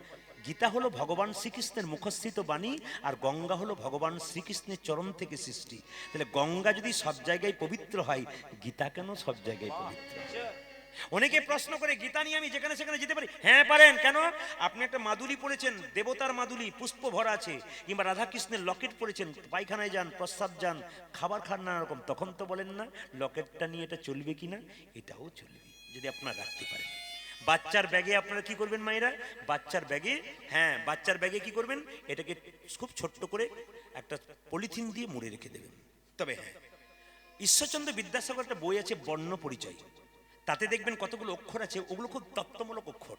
এগুলো আমি আপনাদের বলে দিতে চাই। কি? কর কর, তারপরে কি খলক, অক্ষরগুলো দেখবেন আছে কিনা, কর কর, খল খল, তারপরে কি ঘট ঘট, তারপরে কি বর্কি জল জল, তারপর কি পথ পথ, তারপর লেখা আছে শেষে অচল অচল। এই পর্যন্ত যাই, আর যাব না। কর কর তার মানে কি, তুমি এমপি এমএলএ হয়েছো, তোমার কর্মের জন্য হয়েছো। তুমি ডাক্তার হয়েছো, তুমি ভালো কর্ম করেছো হয়েছো, গর্ব করবে না, অহংকার করবে না, তোমার কর্মের জন্য। তুমি শিক্ষক হয়েছো, তোমার কর্মের জন্য। তুমি ভক্ত হয়েছো, তোমার কর্মের জন্য, অহংকার করবে না, করো করো। যদি সুকর্ম করো তবে তোমার জীবনের পথটা সুন্দর হবে।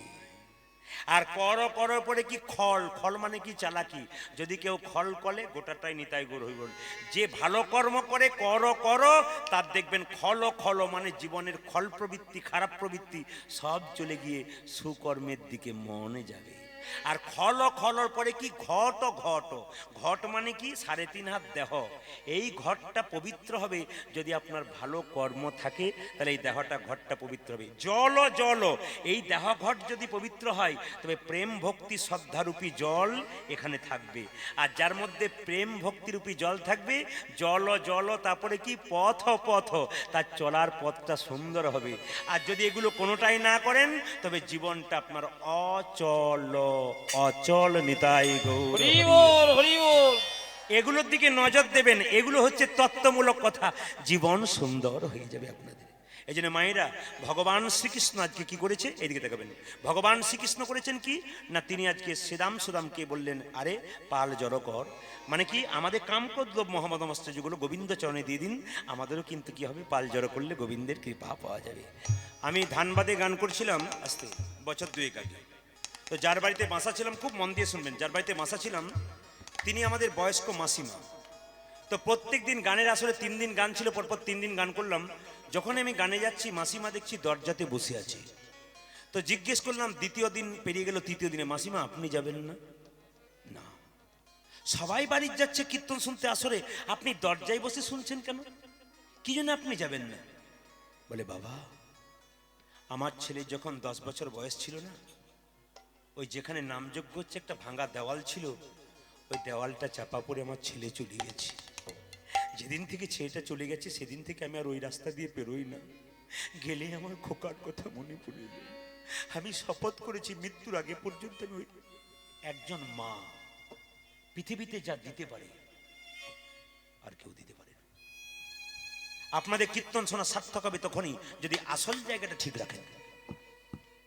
আমি জানি কীর্তন করতে করতে সময় পেরিয়ে যায়, আমার তো সময় 10টা পর্যন্ত, ঘড়ির দিকে তাকান ও প্রায় ছোবো ছোবো হয়ে গেল। আপনারাও বুঝতে পারলেন না, আমিও বুঝতে পারলাম না কখন পেরিয়ে চলে গেল। এই জন্য আপনাদেরকে বলে যাই, খুব ছোট করে, লীলা তো করাই যাবে না, ছোট্ট করে করে আমি বেরিয়ে যাচ্ছি আপনাদের কাছে, মাথায় রাখবেন আপনারা কথাগুলো, খুব সুন্দর সুন্দর কথা। মা কাঁদাবেন না, যার বাড়িতে মা কাঁদে তার জগৎ কাঁদে। বয়স্ক মা এবং বয়স্ক বাবা সংসারের মধ্যে থাকলে আপনি বুঝবেন তার কি দাম আছে। যে মেয়েটি বিয়ে হওয়ার পর তার বৃদ্ধাকে আর বৃদ্ধ শ্বশুর শাশুড়িকে কাঁদায়, সে জেনে রাখুক তিনি মা কথাটার অপমান করেন। কেন? যখনই শ্বশুর শাশুড়ি বৌমাকে কাছে পাই, কি বলে, আমার ঘরে মা এলো গো। যিনি তোমাকে মা বলে আদর করে ডাকলেন, তুমি সেই মায়ের মানটা রাখো, নইলে তোমার মা হবার কোনো কর্তব্য নেই। আপনি মা হয়েছেন, বলছে মাটি যদি খাঁটি হয় ফসল ভালো হয়, মাটি যদি ভালো হয় সন্তান পিতার ভালো হয়। ঈশ্বরচন্দ্র বিদ্যাসাগর, তার মা খালের মা নয়, বিলের মা নয়, তিনি কিসের মা? তিনি হলেন সাগরের মা। মায়ের মনটা বড় হবে তবে সন্তানের মন বড় হবে, মায়ের মন ক্রিটিক্যাল হবে তো সন্তানের মন ক্রিটিক্যাল হবে। খুব দামি কথা, লক্ষ্য করবেন আপনারা। হ্যাঁ, বিদ্যাসাগর তার মায়ের জন্য শাল এনেছিল, মা নেই নাই, বাক্সে ঢুকিয়েছিল। জিজ্ঞেস করেছিল, মা শালটা গায়ে নিলে না, বাক্সে ঢোকালে কেন? মা তখন কেঁদে কেঁদে বলেছিল, খোকা তুই তো একটা মায়ের জন্য শাল আনলি, আর পাড়া প্রতিবেশীর কত কত মা ঠান্ডায় থরথর করে কাঁপছে, যেদিন তুই ওদের জন্য চাদর আনবি সেদিন আমি শালটা গায়ে নেব। আর সবচাইতে দুঃখের ব্যাপার, আপনাদের এখানে নয় আমাদের দিকে, কেউ যখন নতুন চাদর কেনে না, পাড়ায় পাড়ায় দেখবেন দোলাতে দোলাতে যায়, কেন দেখুক আমাকে, তাহলে তার বাচ্চারা কেমন তৈরি হবে। আপনার এরকম মা হতে পারবেন, মহিষী মা হতে গেলে, ভালো মা হতে গেলে, ভালো সন্তান জন্ম দিতে গেলে মায়ের মনটা বড় হতে হয়। ভগবান শ্রীকৃষ্ণ বলেছেন, সুদামা সুদামা রে, এই জগতে 3 রকমের গুরু আছে। প্রথম গুরু পিতামাতা, যার থেকে জন্ম পেলি তাকে যদি কাঁদাস, কৃষ্ণ কোনোদিন পাবি না। যতই তিলক কর, যতই মালা কর, ঘরে মা বাবা কাঁদছে, ভগবান পাবি না, কোনো চান্স নেই তোর ভগবান পাওয়ার। অনেকে দেখবেন তিলক মালা নিয়ে বৃন্দাবনে যায়, কত বাবা মা পাতাই বাইরে, নিজের বাবা মা খাবার জন্য ঘুরে বেড়াই, এমন পাতানোর কোনো দাম নাই। নিজের মা, এদিকে তাকান, ধ্রুবের মায়ের নাম ছিল সুনীতি, ছেলেকে শিখিয়েছিল বৈরাগ্য নীতি। ধ্রুবের মায়ের নাম ছিল কি? সুনীতি। ছেলেকে শিখিয়েছিল কি মা? বৈরাগ্য নীতি। বাচ্চাকে শিখিয়েছিল তপস্যা কর, ভগবানকে পাবি, বিষ্ণুকে পাবি। মা বলেছিল বলে তো ছেলেটা ধ্রুব তপস্যা করেছিল, ভগবানকে পেয়েছিল। আপনি ছেলেকে টাকা রোজগার করা মেশিন তৈরি করবেন না, দরকার আছে মেশিন তৈরি করা, কিন্তু তার আগে বিবেকটা তৈরি করবেন। বিবেক কোথায় তৈরি হয়? একমাত্র এই জায়গাতে। দেখবেন, কিছু মনে করবেন না, অপরাধ নেবেন না আপনারা, খুব দামি কথা। আমরা রাস্তা দিয়ে পেরিয়ে যাই, গ্রীষ্মকালের দিনে ছোট ছোট বাচ্চাগুলোকে কেজি 1 কেজি 2 পড়াই। তো মাগুলো দেখবেন তিরপল টাঙিয়ে, মাগুলো দেখবেন, এদিকে তাকান, মাগুলো তিরপল টাঙিয়ে দেখবেন বসে থাকে গরমে। ছেলে পরীক্ষা দিচ্ছে, ছোট্ট বাচ্চাগুলো। জিজ্ঞেস করি, কি ব্যাপার আপনি এখানে বসে আছেন? আর বলবেন না, ছেলের পরীক্ষা চলছে। ছেলের তো পরীক্ষা নয়, যেন মায়ের পরীক্ষা চলছে। ছেলে বড় হলো, কলেজে ঢুকলো একা, বেরোবার সময় ডবল হয়ে বেরিয়ে চলে এলো। কি শিক্ষা পেলেন আপনি? দেখছেন তো, মালা বদল হবে রাতে। তার মানে এই যেমন বোম ফুটছে না, সেরকম এবারে ওর জীবনে এবার ফুটতে শুরু করবে বোম। এত সোজা নয়। এই সমস্ত বোম ফোটাদের বাড়িতে দেখবেন কারা খায় বলুন তো? যারা জীবনে ভগবানকে দেয় না তারা খাচ্ছে দেখবেন। আর কি খাচ্ছে? এরকম খাতাতে বিবাহের কার্ডে লেখা থাকে শুভ বিবাহ। কি করে শুভ বিবাহ? আপনার ভুল লিখছেন শুভ বিবাহ কেন বলুন তো? শুভ বিবাহ, বিবাহ যদি শুভ হবে সেখানে 4টা ছাগল আর 25টা পাখি কাটা হবে কেন? যেখানে 25টা পাখি আর 4টা ছাগল কাটা হয় সেখানে বিবাহ শুভ হয়? জোরে বলুন, কোনোদিন হয়? তাহলে কার্ডের মধ্যে শুভ বিবাহ লেখেন। যদি বাড়িয়ে যায় তো বেরিয়েই চলে যাবে, কি করবেন? তবে ছোট করে বলি মায়েরা, মা কাঁদাবেন না। মায়ের মতো আপন কেউ হয় না। বৃদ্ধ বাবা কাঁদাবেন না। মাকে কেন কাঁদাবেন না? রাস্তায় ছেলে খেলা করছে, মা কি করছে? ছেলেকে ডাকছে, এদিকে আয়। বাপি যখন কাজ থেকে ফিরছে, বাপি বাপি করে নাও করে নাও। বাবা কি বলছে? চল বাড়ি চল বাড়ি চল বাড়ি। এত ধুলোবালি মেখেছিস, মা পরীক্ষা করবে তারপর করে নেবো। বাবা কোলে নিচ্ছে না কেন বলুন তো? জামা প্যান্ট ময়লা হয়ে যাবে। মা যদি নতুন কাপড় পরে খেতে বসে, ছেলে যদি মায়ের কোলে ঝাঁপিয়ে পড়ে, বলুন তো মা কি তাড়িয়ে দেয়? তখন নিজে না খেয়ে ছেলেকে খাওয়াই। এইরকম পৃথিবীতে আর কাকে পাবেন? পেটে বাচ্চা থাকলে হসপিটালে বাচ্চা হতে যায়, ডাক্তারবাবু বলে মায়ের বাঁচার আশা নেই, ছেলে বাঁচতে পারে।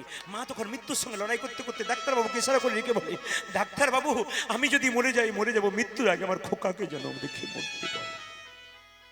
এত বড় কথা পৃথিবীতে কে বলতে পারে? মা যদি মায়ের মতো হয় সেই মাকে গ্রহণ করা যায়, মা যদি মায়ের মতো না হয় তাকে ত্যাগ করা যায়। ভরত কৈকেয়ীকে 14 বছর মা বলে নাই, রামকে ত্যাগ করেছিল। বাবা যদি বাবার মতো না হয় সেই বাবাকে ত্যাগ করা যায়। কে করেছিল? ভক্ত প্রহ্লাদ হিরণ্যকশিপুকে। গুরু যদি গুরুর মতো না হয় সেই গুরুকে ত্যাগ করা যায়। কে ত্যাগ করেছিল? বলিরাজা শুক্রাচার্যকে। মায়েরা এইরকম মা হন যেন ছেলেকে ভক্তির পথে দিয়ে যান। প্রত্যেকটি দাদা ভাইকে একটা নির্দেশ দিয়ে যাবো, মেসেজ দিয়ে যাবো আপনাদেরকে। ছেলের জন্য টাকা পয়সা গাড়ি বাড়ি করে যাচ্ছেন, আর মৃত্যুর সময় ভাবছেন অনেক কিছু করে গেলাম ছেলের জন্য, কিন্তু মাথায় রেখে যাবেন মৃত্যুর আগে যে ছেলের জন্য টাকা পয়সাটা রেখে গেলাম, ওই ছেলেটা টাকাটা কি করে কাটাবে, মানে খরচ করবে? এরকম করে না চরিত্র খারাপ করে, না এরকম হরিনাম করে সাধুগুরু বৈষ্ণবের সেবা দিয়ে? আপনি যে টাকাটা রোজগার করলেন ওই টাকাটা ছেলে কোন কাজে লাগাবে তার জন্য তাকে তৈরি করে দিয়ে যান, কৃষ্ণ ভক্ত সন্তান। তবে আপনি মৃত্যুর সময় শান্তি পাবেন। আমার টাকাটা উল্টো পথে খরচ হবে না, আমার টাকাটা ভক্তির পথে নিতাই গৌর। এইরকম সন্তান তৈরি করে মরবেন, তবে আপনার মরাতে লাভ আছে, নইলে বেকার হয়ে গেছে।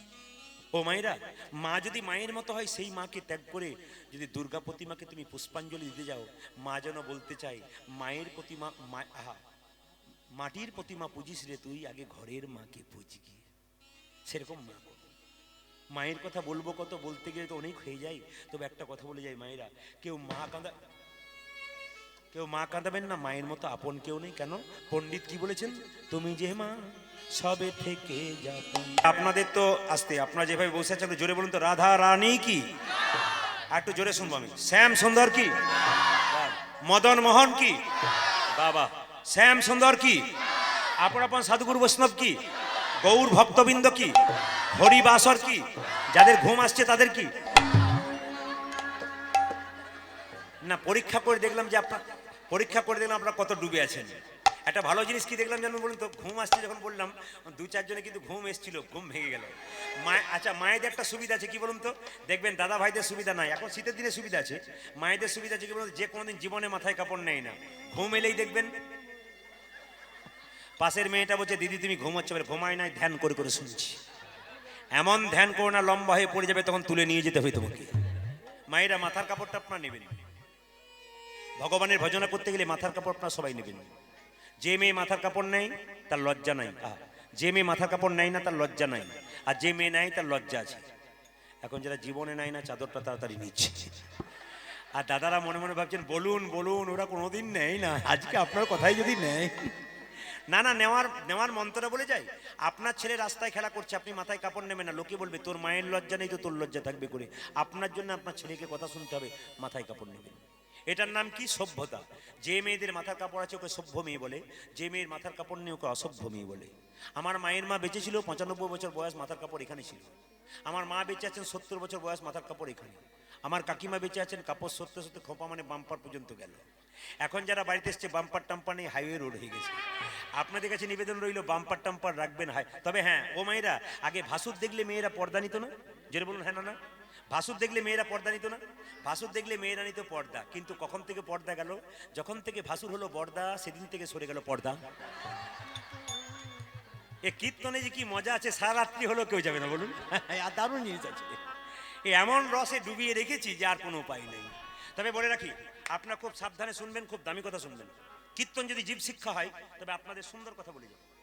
আপনার স্বামী স্ত্রীর সংসারে ভজনা করবেন। এখন তো ছোট সংসার, কেন বলুন তো? 2.5 জনের সংসার নাকি? মা বাবা আর বাচ্চা একটি, মানে 2.5 জনের সংসার। তো যাদের 2.5 জনের সংসার, তাদেরকে বলে রাখবো একটা দামি কথা বলে রাখি। মায়েরা, আপনাদের স্বামী স্ত্রীতে আপনাদের স্বামী স্ত্রীতে কোনোদিন ঝগড়া হবে না। ভাগবত একটি কথা বলেছে, যদি এটা ব্যবহার করেন তাহলে ঝগড়া হবে না। বলবো না, বাদ দিয়ে দেবো? দাদারা বলছেন বলুন বলুন, ওইখানেই তো যত গন্ডগোল হয়েছে। আচ্ছা, স্বামী স্ত্রীতে ঝগড়া হবে না। আচ্ছা, সুখী দম্পতি কারা? শাস্ত্র বলল এ সংসারে সুখী দম্পতি কারা? যার স্ত্রী বোবা, যার স্বামী কালা।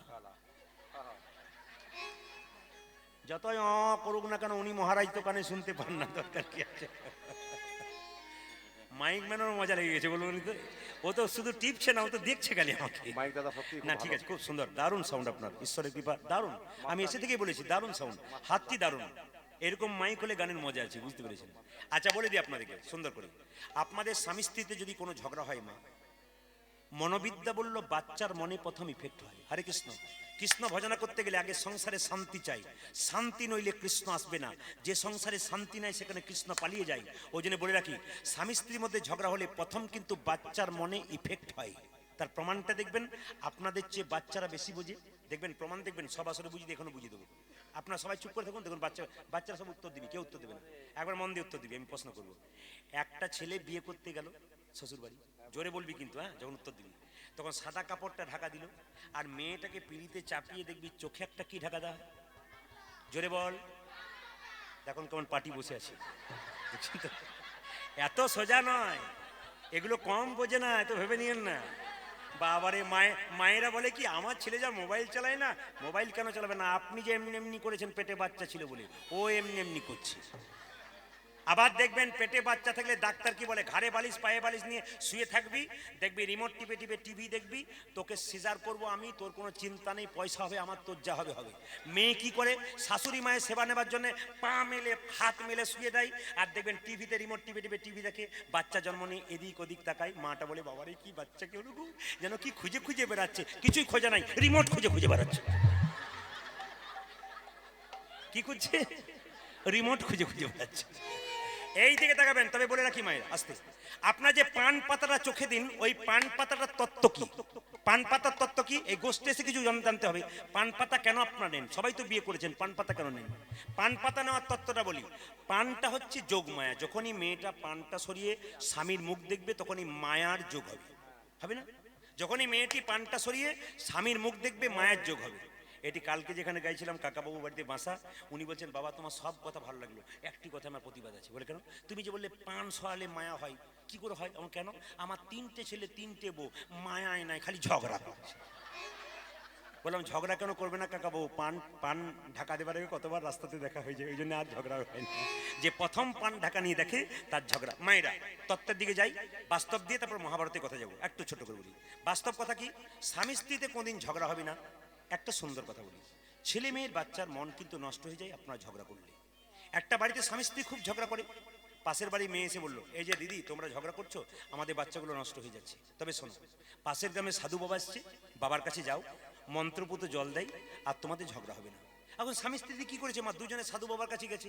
সাধু বাবা যারা হয় তারা তো খুব ব্যক্তিত্ব হয়, কেন বলুন তো, মানুষকে দেখলেই বুঝে নেই কিরকম ব্যাটে। সঙ্গে সঙ্গে বলছে, এই যে মা তোদের কি জন্য এসছিস? তখন স্ত্রী বলছে, আর বলবেন না বাবা, দুজনে খুব ঝগড়া হয়ে জন্য এলাম। বলছে কে আগে বেশি ঝগড়া করে? স্ত্রী বলছে ও। স্বামী বলছে না ও। ও বলছে না ও। তখন সাধু বাবা বুঝে নিল, স্ত্রী, স্বামী যদি 4টা বলে, স্ত্রী 25টা বলে, মানে এ বেশি ঝগড়া করে। বললো কোনো চিন্তা নেই মা, তো স্বামী আগে শুরু করে তারপর তুই করিস তো। এই দেখ, 1 বোতল জল দিলাম, ফুসফুস করে মন্ত্র পড়ি, এই যখনই তোর স্বামী 4-5টা বলতে শুরু করবে না, তুই তখন জলটাকে মুখে ভরে নিবি, গিলবিও না ফেলবিও না।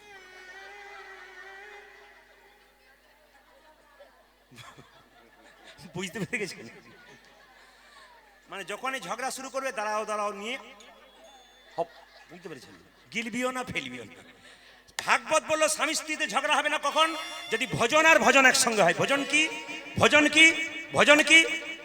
স্বামী যদি বেলা 3টে আসে, স্ত্রী তাকে 3টেই দেবে, তারপর খাবে, এর নাম ভজন। আর ভজন কি না, যখন সন্ধ্যাবেলায় স্বামী স্ত্রী একসঙ্গে বসবে তুলসী মন্দিরে বা গোবিন্দের মন্দিরে, একটু দুজনে মিলে ভজন করুন। ভজন আর ভজন যদি এক হয়, ভগবান শ্রীকৃষ্ণ কি তার বাড়িতে না থেকে থাকতে পারে? এই জন্য আপনারা সবাই মিলে একটু ভজকৃষ্ণ। দাদা বলাই তার গরুগুলোকে বেছে দিল, কারণ দাদা বলাই জানে আমার কৃষ্ণকে কোনো কষ্ট দেবো না যতদিন আমি থাকবো। আপনাদের কাছে বলে দিয়ে যাই, একবার জোরে বলুন, রাধা রানী কি, শ্যাম সুন্দর কি। আপনাদের তো অনেক তত্ত্ব দেওয়া ছিল, অনেক কথা দেওয়া ছিল, কিন্তু একটা কথা বলে যাই আপনাদেরকে মন দিয়ে। ভগবান শ্রীকৃষ্ণকে ভজনা করবেন, গোষ্ঠে এসে কিছু কাজ আছে। কি? আজ থেকে রাত্রিবেলায় যখন শোবেন তখন একটা করে কাজ করবেন। কি? বালিশে মাথা দেবার আগে মাথা দেবেন আর বলবেন ওং পদ্মনাভায় নমঃ। মনে থাকবে কথাটা? কি বলবেন? ওং পদ্মনাভায় নমঃ। যদি মনে না থাকে সহজ পদ বলে দিই, যখন বালিশে মাথা দেবেন তখন কি করবেন? আমার দিকে তাকান। তখন কি করবেন? বালিশে মাথা দেওয়ার সময় বলবেন হরে কৃষ্ণ কৃষ্ণ কৃষ্ণ হরে হরে, হরে রাম রাম রাম হরে। এই মন্ত্রটা বলতে বলতে মাথায় দেবেন। কেন বলুন তো? বলা তো যায় না আজকের রাত্রিটা আপনার শেষ রাত্রি, সকাল হবে কিনা বলা যায় না। কুরুক্ষেত্রের যুদ্ধে কৃষ্ণ অর্জুনকে বলেছিল, অর্জুন, মৃত্যুকালে কেউ যদি ভগবানের ভজনা করে তবে তার বৈকুণ্ঠ প্রাপ্তি হয়। আজকে রাত্রিতে বালিশে মাথা দিলেন, সকালে যদি না জাগতে পারেন তাহলে তা আপনার ভগবানের নাম হয়ে গেল। ও মায়েরা, আপনার বিছানায় মাথা দিয়ে আপনার হরে কৃষ্ণ নাম করবেন। আচ্ছা, ঘুম থেকে যখন উঠবেন, ওঠার পরে কি করবেন? আমার দিকে তাকাবেন, 2টো আঙ্গুল দিয়ে হরে কৃষ্ণ, 2টো আঙ্গুল দিয়ে কি করবেন? তর্জনী আর মধ্যমা দিয়ে 3বার ঘষবেন চোখটা। রাধারানীর যখন জন্ম হয়েছিল চোখ খোলা ছিল না চোখ মোজা ছিল? জোরে বলুন। সে শর্ত করে এসেছিল চোখ মুজে। কেন বলুন তো? প্রথম যাকে দর্শন করব চোখ খুলে সে যেন গোবিন্দ হয়। আপনি আজকে আসরে প্রতিজ্ঞা করে যান, কাল থেকে ঘুম থেকে উঠে প্রথম যাকে দর্শন করব চোখ খুলে সে যেন কৃষ্ণ হয়। যদি আপনার জীবন তবে ধন্য হয়ে যাবে চোখ খুলে যদি কৃষ্ণকে দেখেন। এইবার সবাই লক্ষ্য করুন, ঘুম থেকে উঠে আপনার বাড়ির সামনে ছপ্পর খাটের সামনে কোনো আয়না রাখবেন না, জ্যোতিষশাস্ত্র বলল। আয়না রাখবেন ঠিক কথা, যদি রাখেন আপনি একটা কাপড় দিয়ে ঢাকা দেবেন। কেন? ঘুম থেকে উঠে ঘুমন্ত মুখ আয়নাতে দেখবেন না, মঙ্গল নয় অমঙ্গল দিনের পর দিন বাড়বে। এই জন্য ঘুমন্ত মুখ আয়নাতে দেখতে নেই। প্রথমে ঘুম থেকে উঠে 3বার চোখটাকে ঘষবেন, কৃষ্ণকে দর্শন করে প্রণাম করবেন। প্রণাম করার পর কি করবেন? হাতটাকে দেখবেন, এই হাতটাকে দেখে প্রণাম করবেন। কেন? শাস্ত্র কি বলছে? করাগ্গে বসতে লক্ষ্মী, করমূলে তু সরস্বতী, করমধ্যে গোবিন্দম, প্রভাতে কর্দর্শনম। করাগ্গে বসতে লক্ষ্মী, এখানে মা লক্ষ্মী আছে। করমূলে তু সরস্বতী, এখানে সরস্বতী আছে। করমধ্যে গোবিন্দম, এখানে ভগবান শ্রীকৃষ্ণ আছে। প্রভাতে কর্দর্শনম, যে সকালে কর দর্শন করতে বলেছে, আমি বলি না, শাস্ত্র বলছে, যে সকালে কর দর্শন করে তার গোবিন্দ দর্শন হয়ে। বিছানাতে পারলে মন্ত্র জপ করবেন যদি সময় না থাকে। অনেকে বলে আমার একবারে সময় নেই, কোনো দরকার নেই, বিছানাতে শুয়ে শুয়েই একটু মন্ত্র জপ করে নেবেন। অনেকে প্রশ্ন করবেন, ছি, পবিত্র বিছানা নয় অপবিত্র বিছানায় আমি কি করে মন্ত্র জপ করবো? এখানে রামকৃষ্ণ দেব বলেছেন, সোনার আংটি বাঁকা হোক আর ভাঙা হোক, সোনা কিন্তু সোনা, সব জায়গায় করা যায়।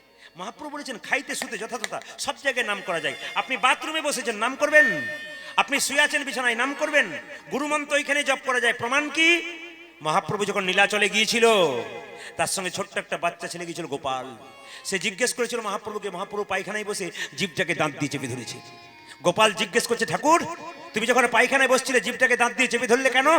সঙ্গে সঙ্গে মহাপ্রভু বলেছিল, গোপাল তুই বুঝবি না, আমার জীব তো নিরন্তর কৃষ্ণ কথা বলে, ওই জন্য জীবটাকে দাঁত দিয়ে চেপে ধরে আছি।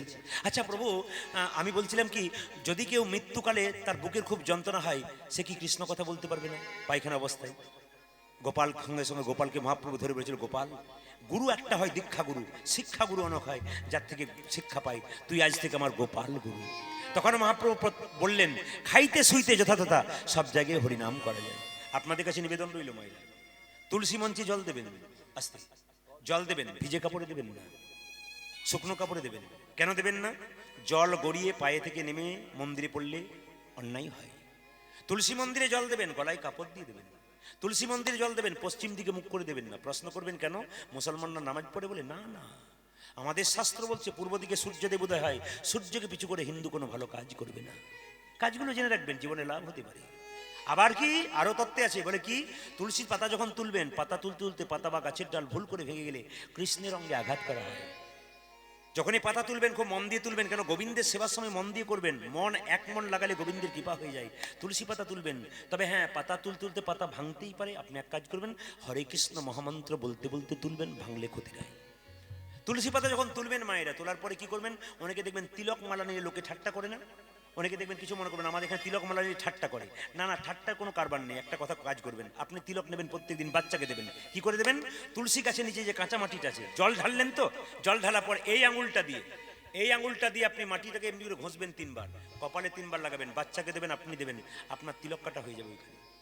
ওখানে গোবিন্দের কি পাবে? তুলসী তলার মাটিটা প্রত্যেকদিন এখানে একবার নিন। আপনাকে কেউ কিছু বলবেন, আপনার লজ্জার কোনো ব্যাপার না। লজ্জা ঘৃণা ভয় তিন থাকতে নয়, এতে কৃষ্ণের কৃপা কোনোদিন হবে না যদি আপনি এটা না করতে পারেন। এবার বলি মায়েরা, তুলসী পাতা যখন তুলবেন মাথায় রাখবেন, তুলসী পাতা তুলতে তুলতে হরে কৃষ্ণ নাম করে তুলবেন। তুলসী পাতা, তুলসী মন্দির কবার পাক দেবেন? ঘুরবেন কবার? 3 বার নাকি 4 বার? শাস্ত্র বলছে 4 বার। কোন দিকে ঘুরবেন? সবসময় ডান দিকে পরিক্রমা করে ঘুরবেন, বাঁ দিকে নয়। কিন্তু যখন তুলসী পাতা তুলবেন মাথায় রাখবেন যে তুলসী পাতা কোন কোন বার তুলতে নাই। সংক্রান্তির দিন, রবিবার দিন, অমাবস্যার দিন, পূর্ণিমার দিন, দ্বাদশীর দিন। আবার বলি, অমাবস্যার দিন, পূর্ণিমার দিন, দ্বাদশীর দিন, সংক্রান্তির দিন, রবিবার দিন, এই 5টা দিন তুলবেন না। এবার আপনার পঞ্চতত্ত্বের ছবি দেখেছেন তো? মহাপ্রভু নিত্যানন্দ অদ্বৈত শিবাসাগর আছে না? কার চরণে দেবেন, কার চরণে দেবেন না? বজেন্দ্র নন্দন যেই শচীসুত হইল সেই বলরাম হইল নিতাই। মহাপ্রভু যদি কৃষ্ণ হয় তার চরণে দেবেন, বলরাম নিতাই, নিতাইয়ের চরণে দেবেন, অদ্বৈত মহাবিষ্ণুর অবতার চার চরণে দেবেন। দেবেন না কার চরণে? শিবাসের চরণে। কেন? উনি ভক্তি তত্ত্ব নারদ। দেবেন না গদাধরের চরণে। কেন? উনি রাধা তত্ত্ব, শক্তি তত্ত্ব, ওনাকে দেবেন না। রাধা কৃষ্ণ যুগলে থাকলে কাকে দেবেন? হাতে দেবেন রাধার, কৃষ্ণের পায়ে দেবেন। রাধা কৃষ্ণকে চরণে দেবে, তুলসী পত্র ওই জন্য রাধার হাতে দেবে। এগুলো জেনে নিতে হয়, এগুলো জানলে আপনাদের জীবনে লাভ হবে। তবে তুলসী পাতা দেবেন গোবিন্দ সেবাই, বাতাসা দেবেন। কোন আঙুলে দেবেন? এই আঙুলটা ব্যবহার করবেন, এই আঙুলটা। এটা বৃদ্ধাঙ্গুষ্ঠী আর এটা অনামিকা। এটা বৃদ্ধাঙ্গুষ্ঠী, এটা কি তর্জনী, এটা মধ্যমা, এটা অনামিকা, এটা কনিষ্ঠা। এই অনামিকা আঙুলটাকে ব্যবহার করবেন। কেন? এইটাতে করে কিন্তু কৃষ্ণের সেবা করতে হয়, এটা করে তুলসী পাতা তুলতে হয়, এইটাতে করে তিলক নিতে হয়। কেন নিতে হয়? এটা ভগবানের আঙুল। কেন বলুন তো? যারা যারা গুরুমন্ত্র নিচ্ছেন তারা জানবেন।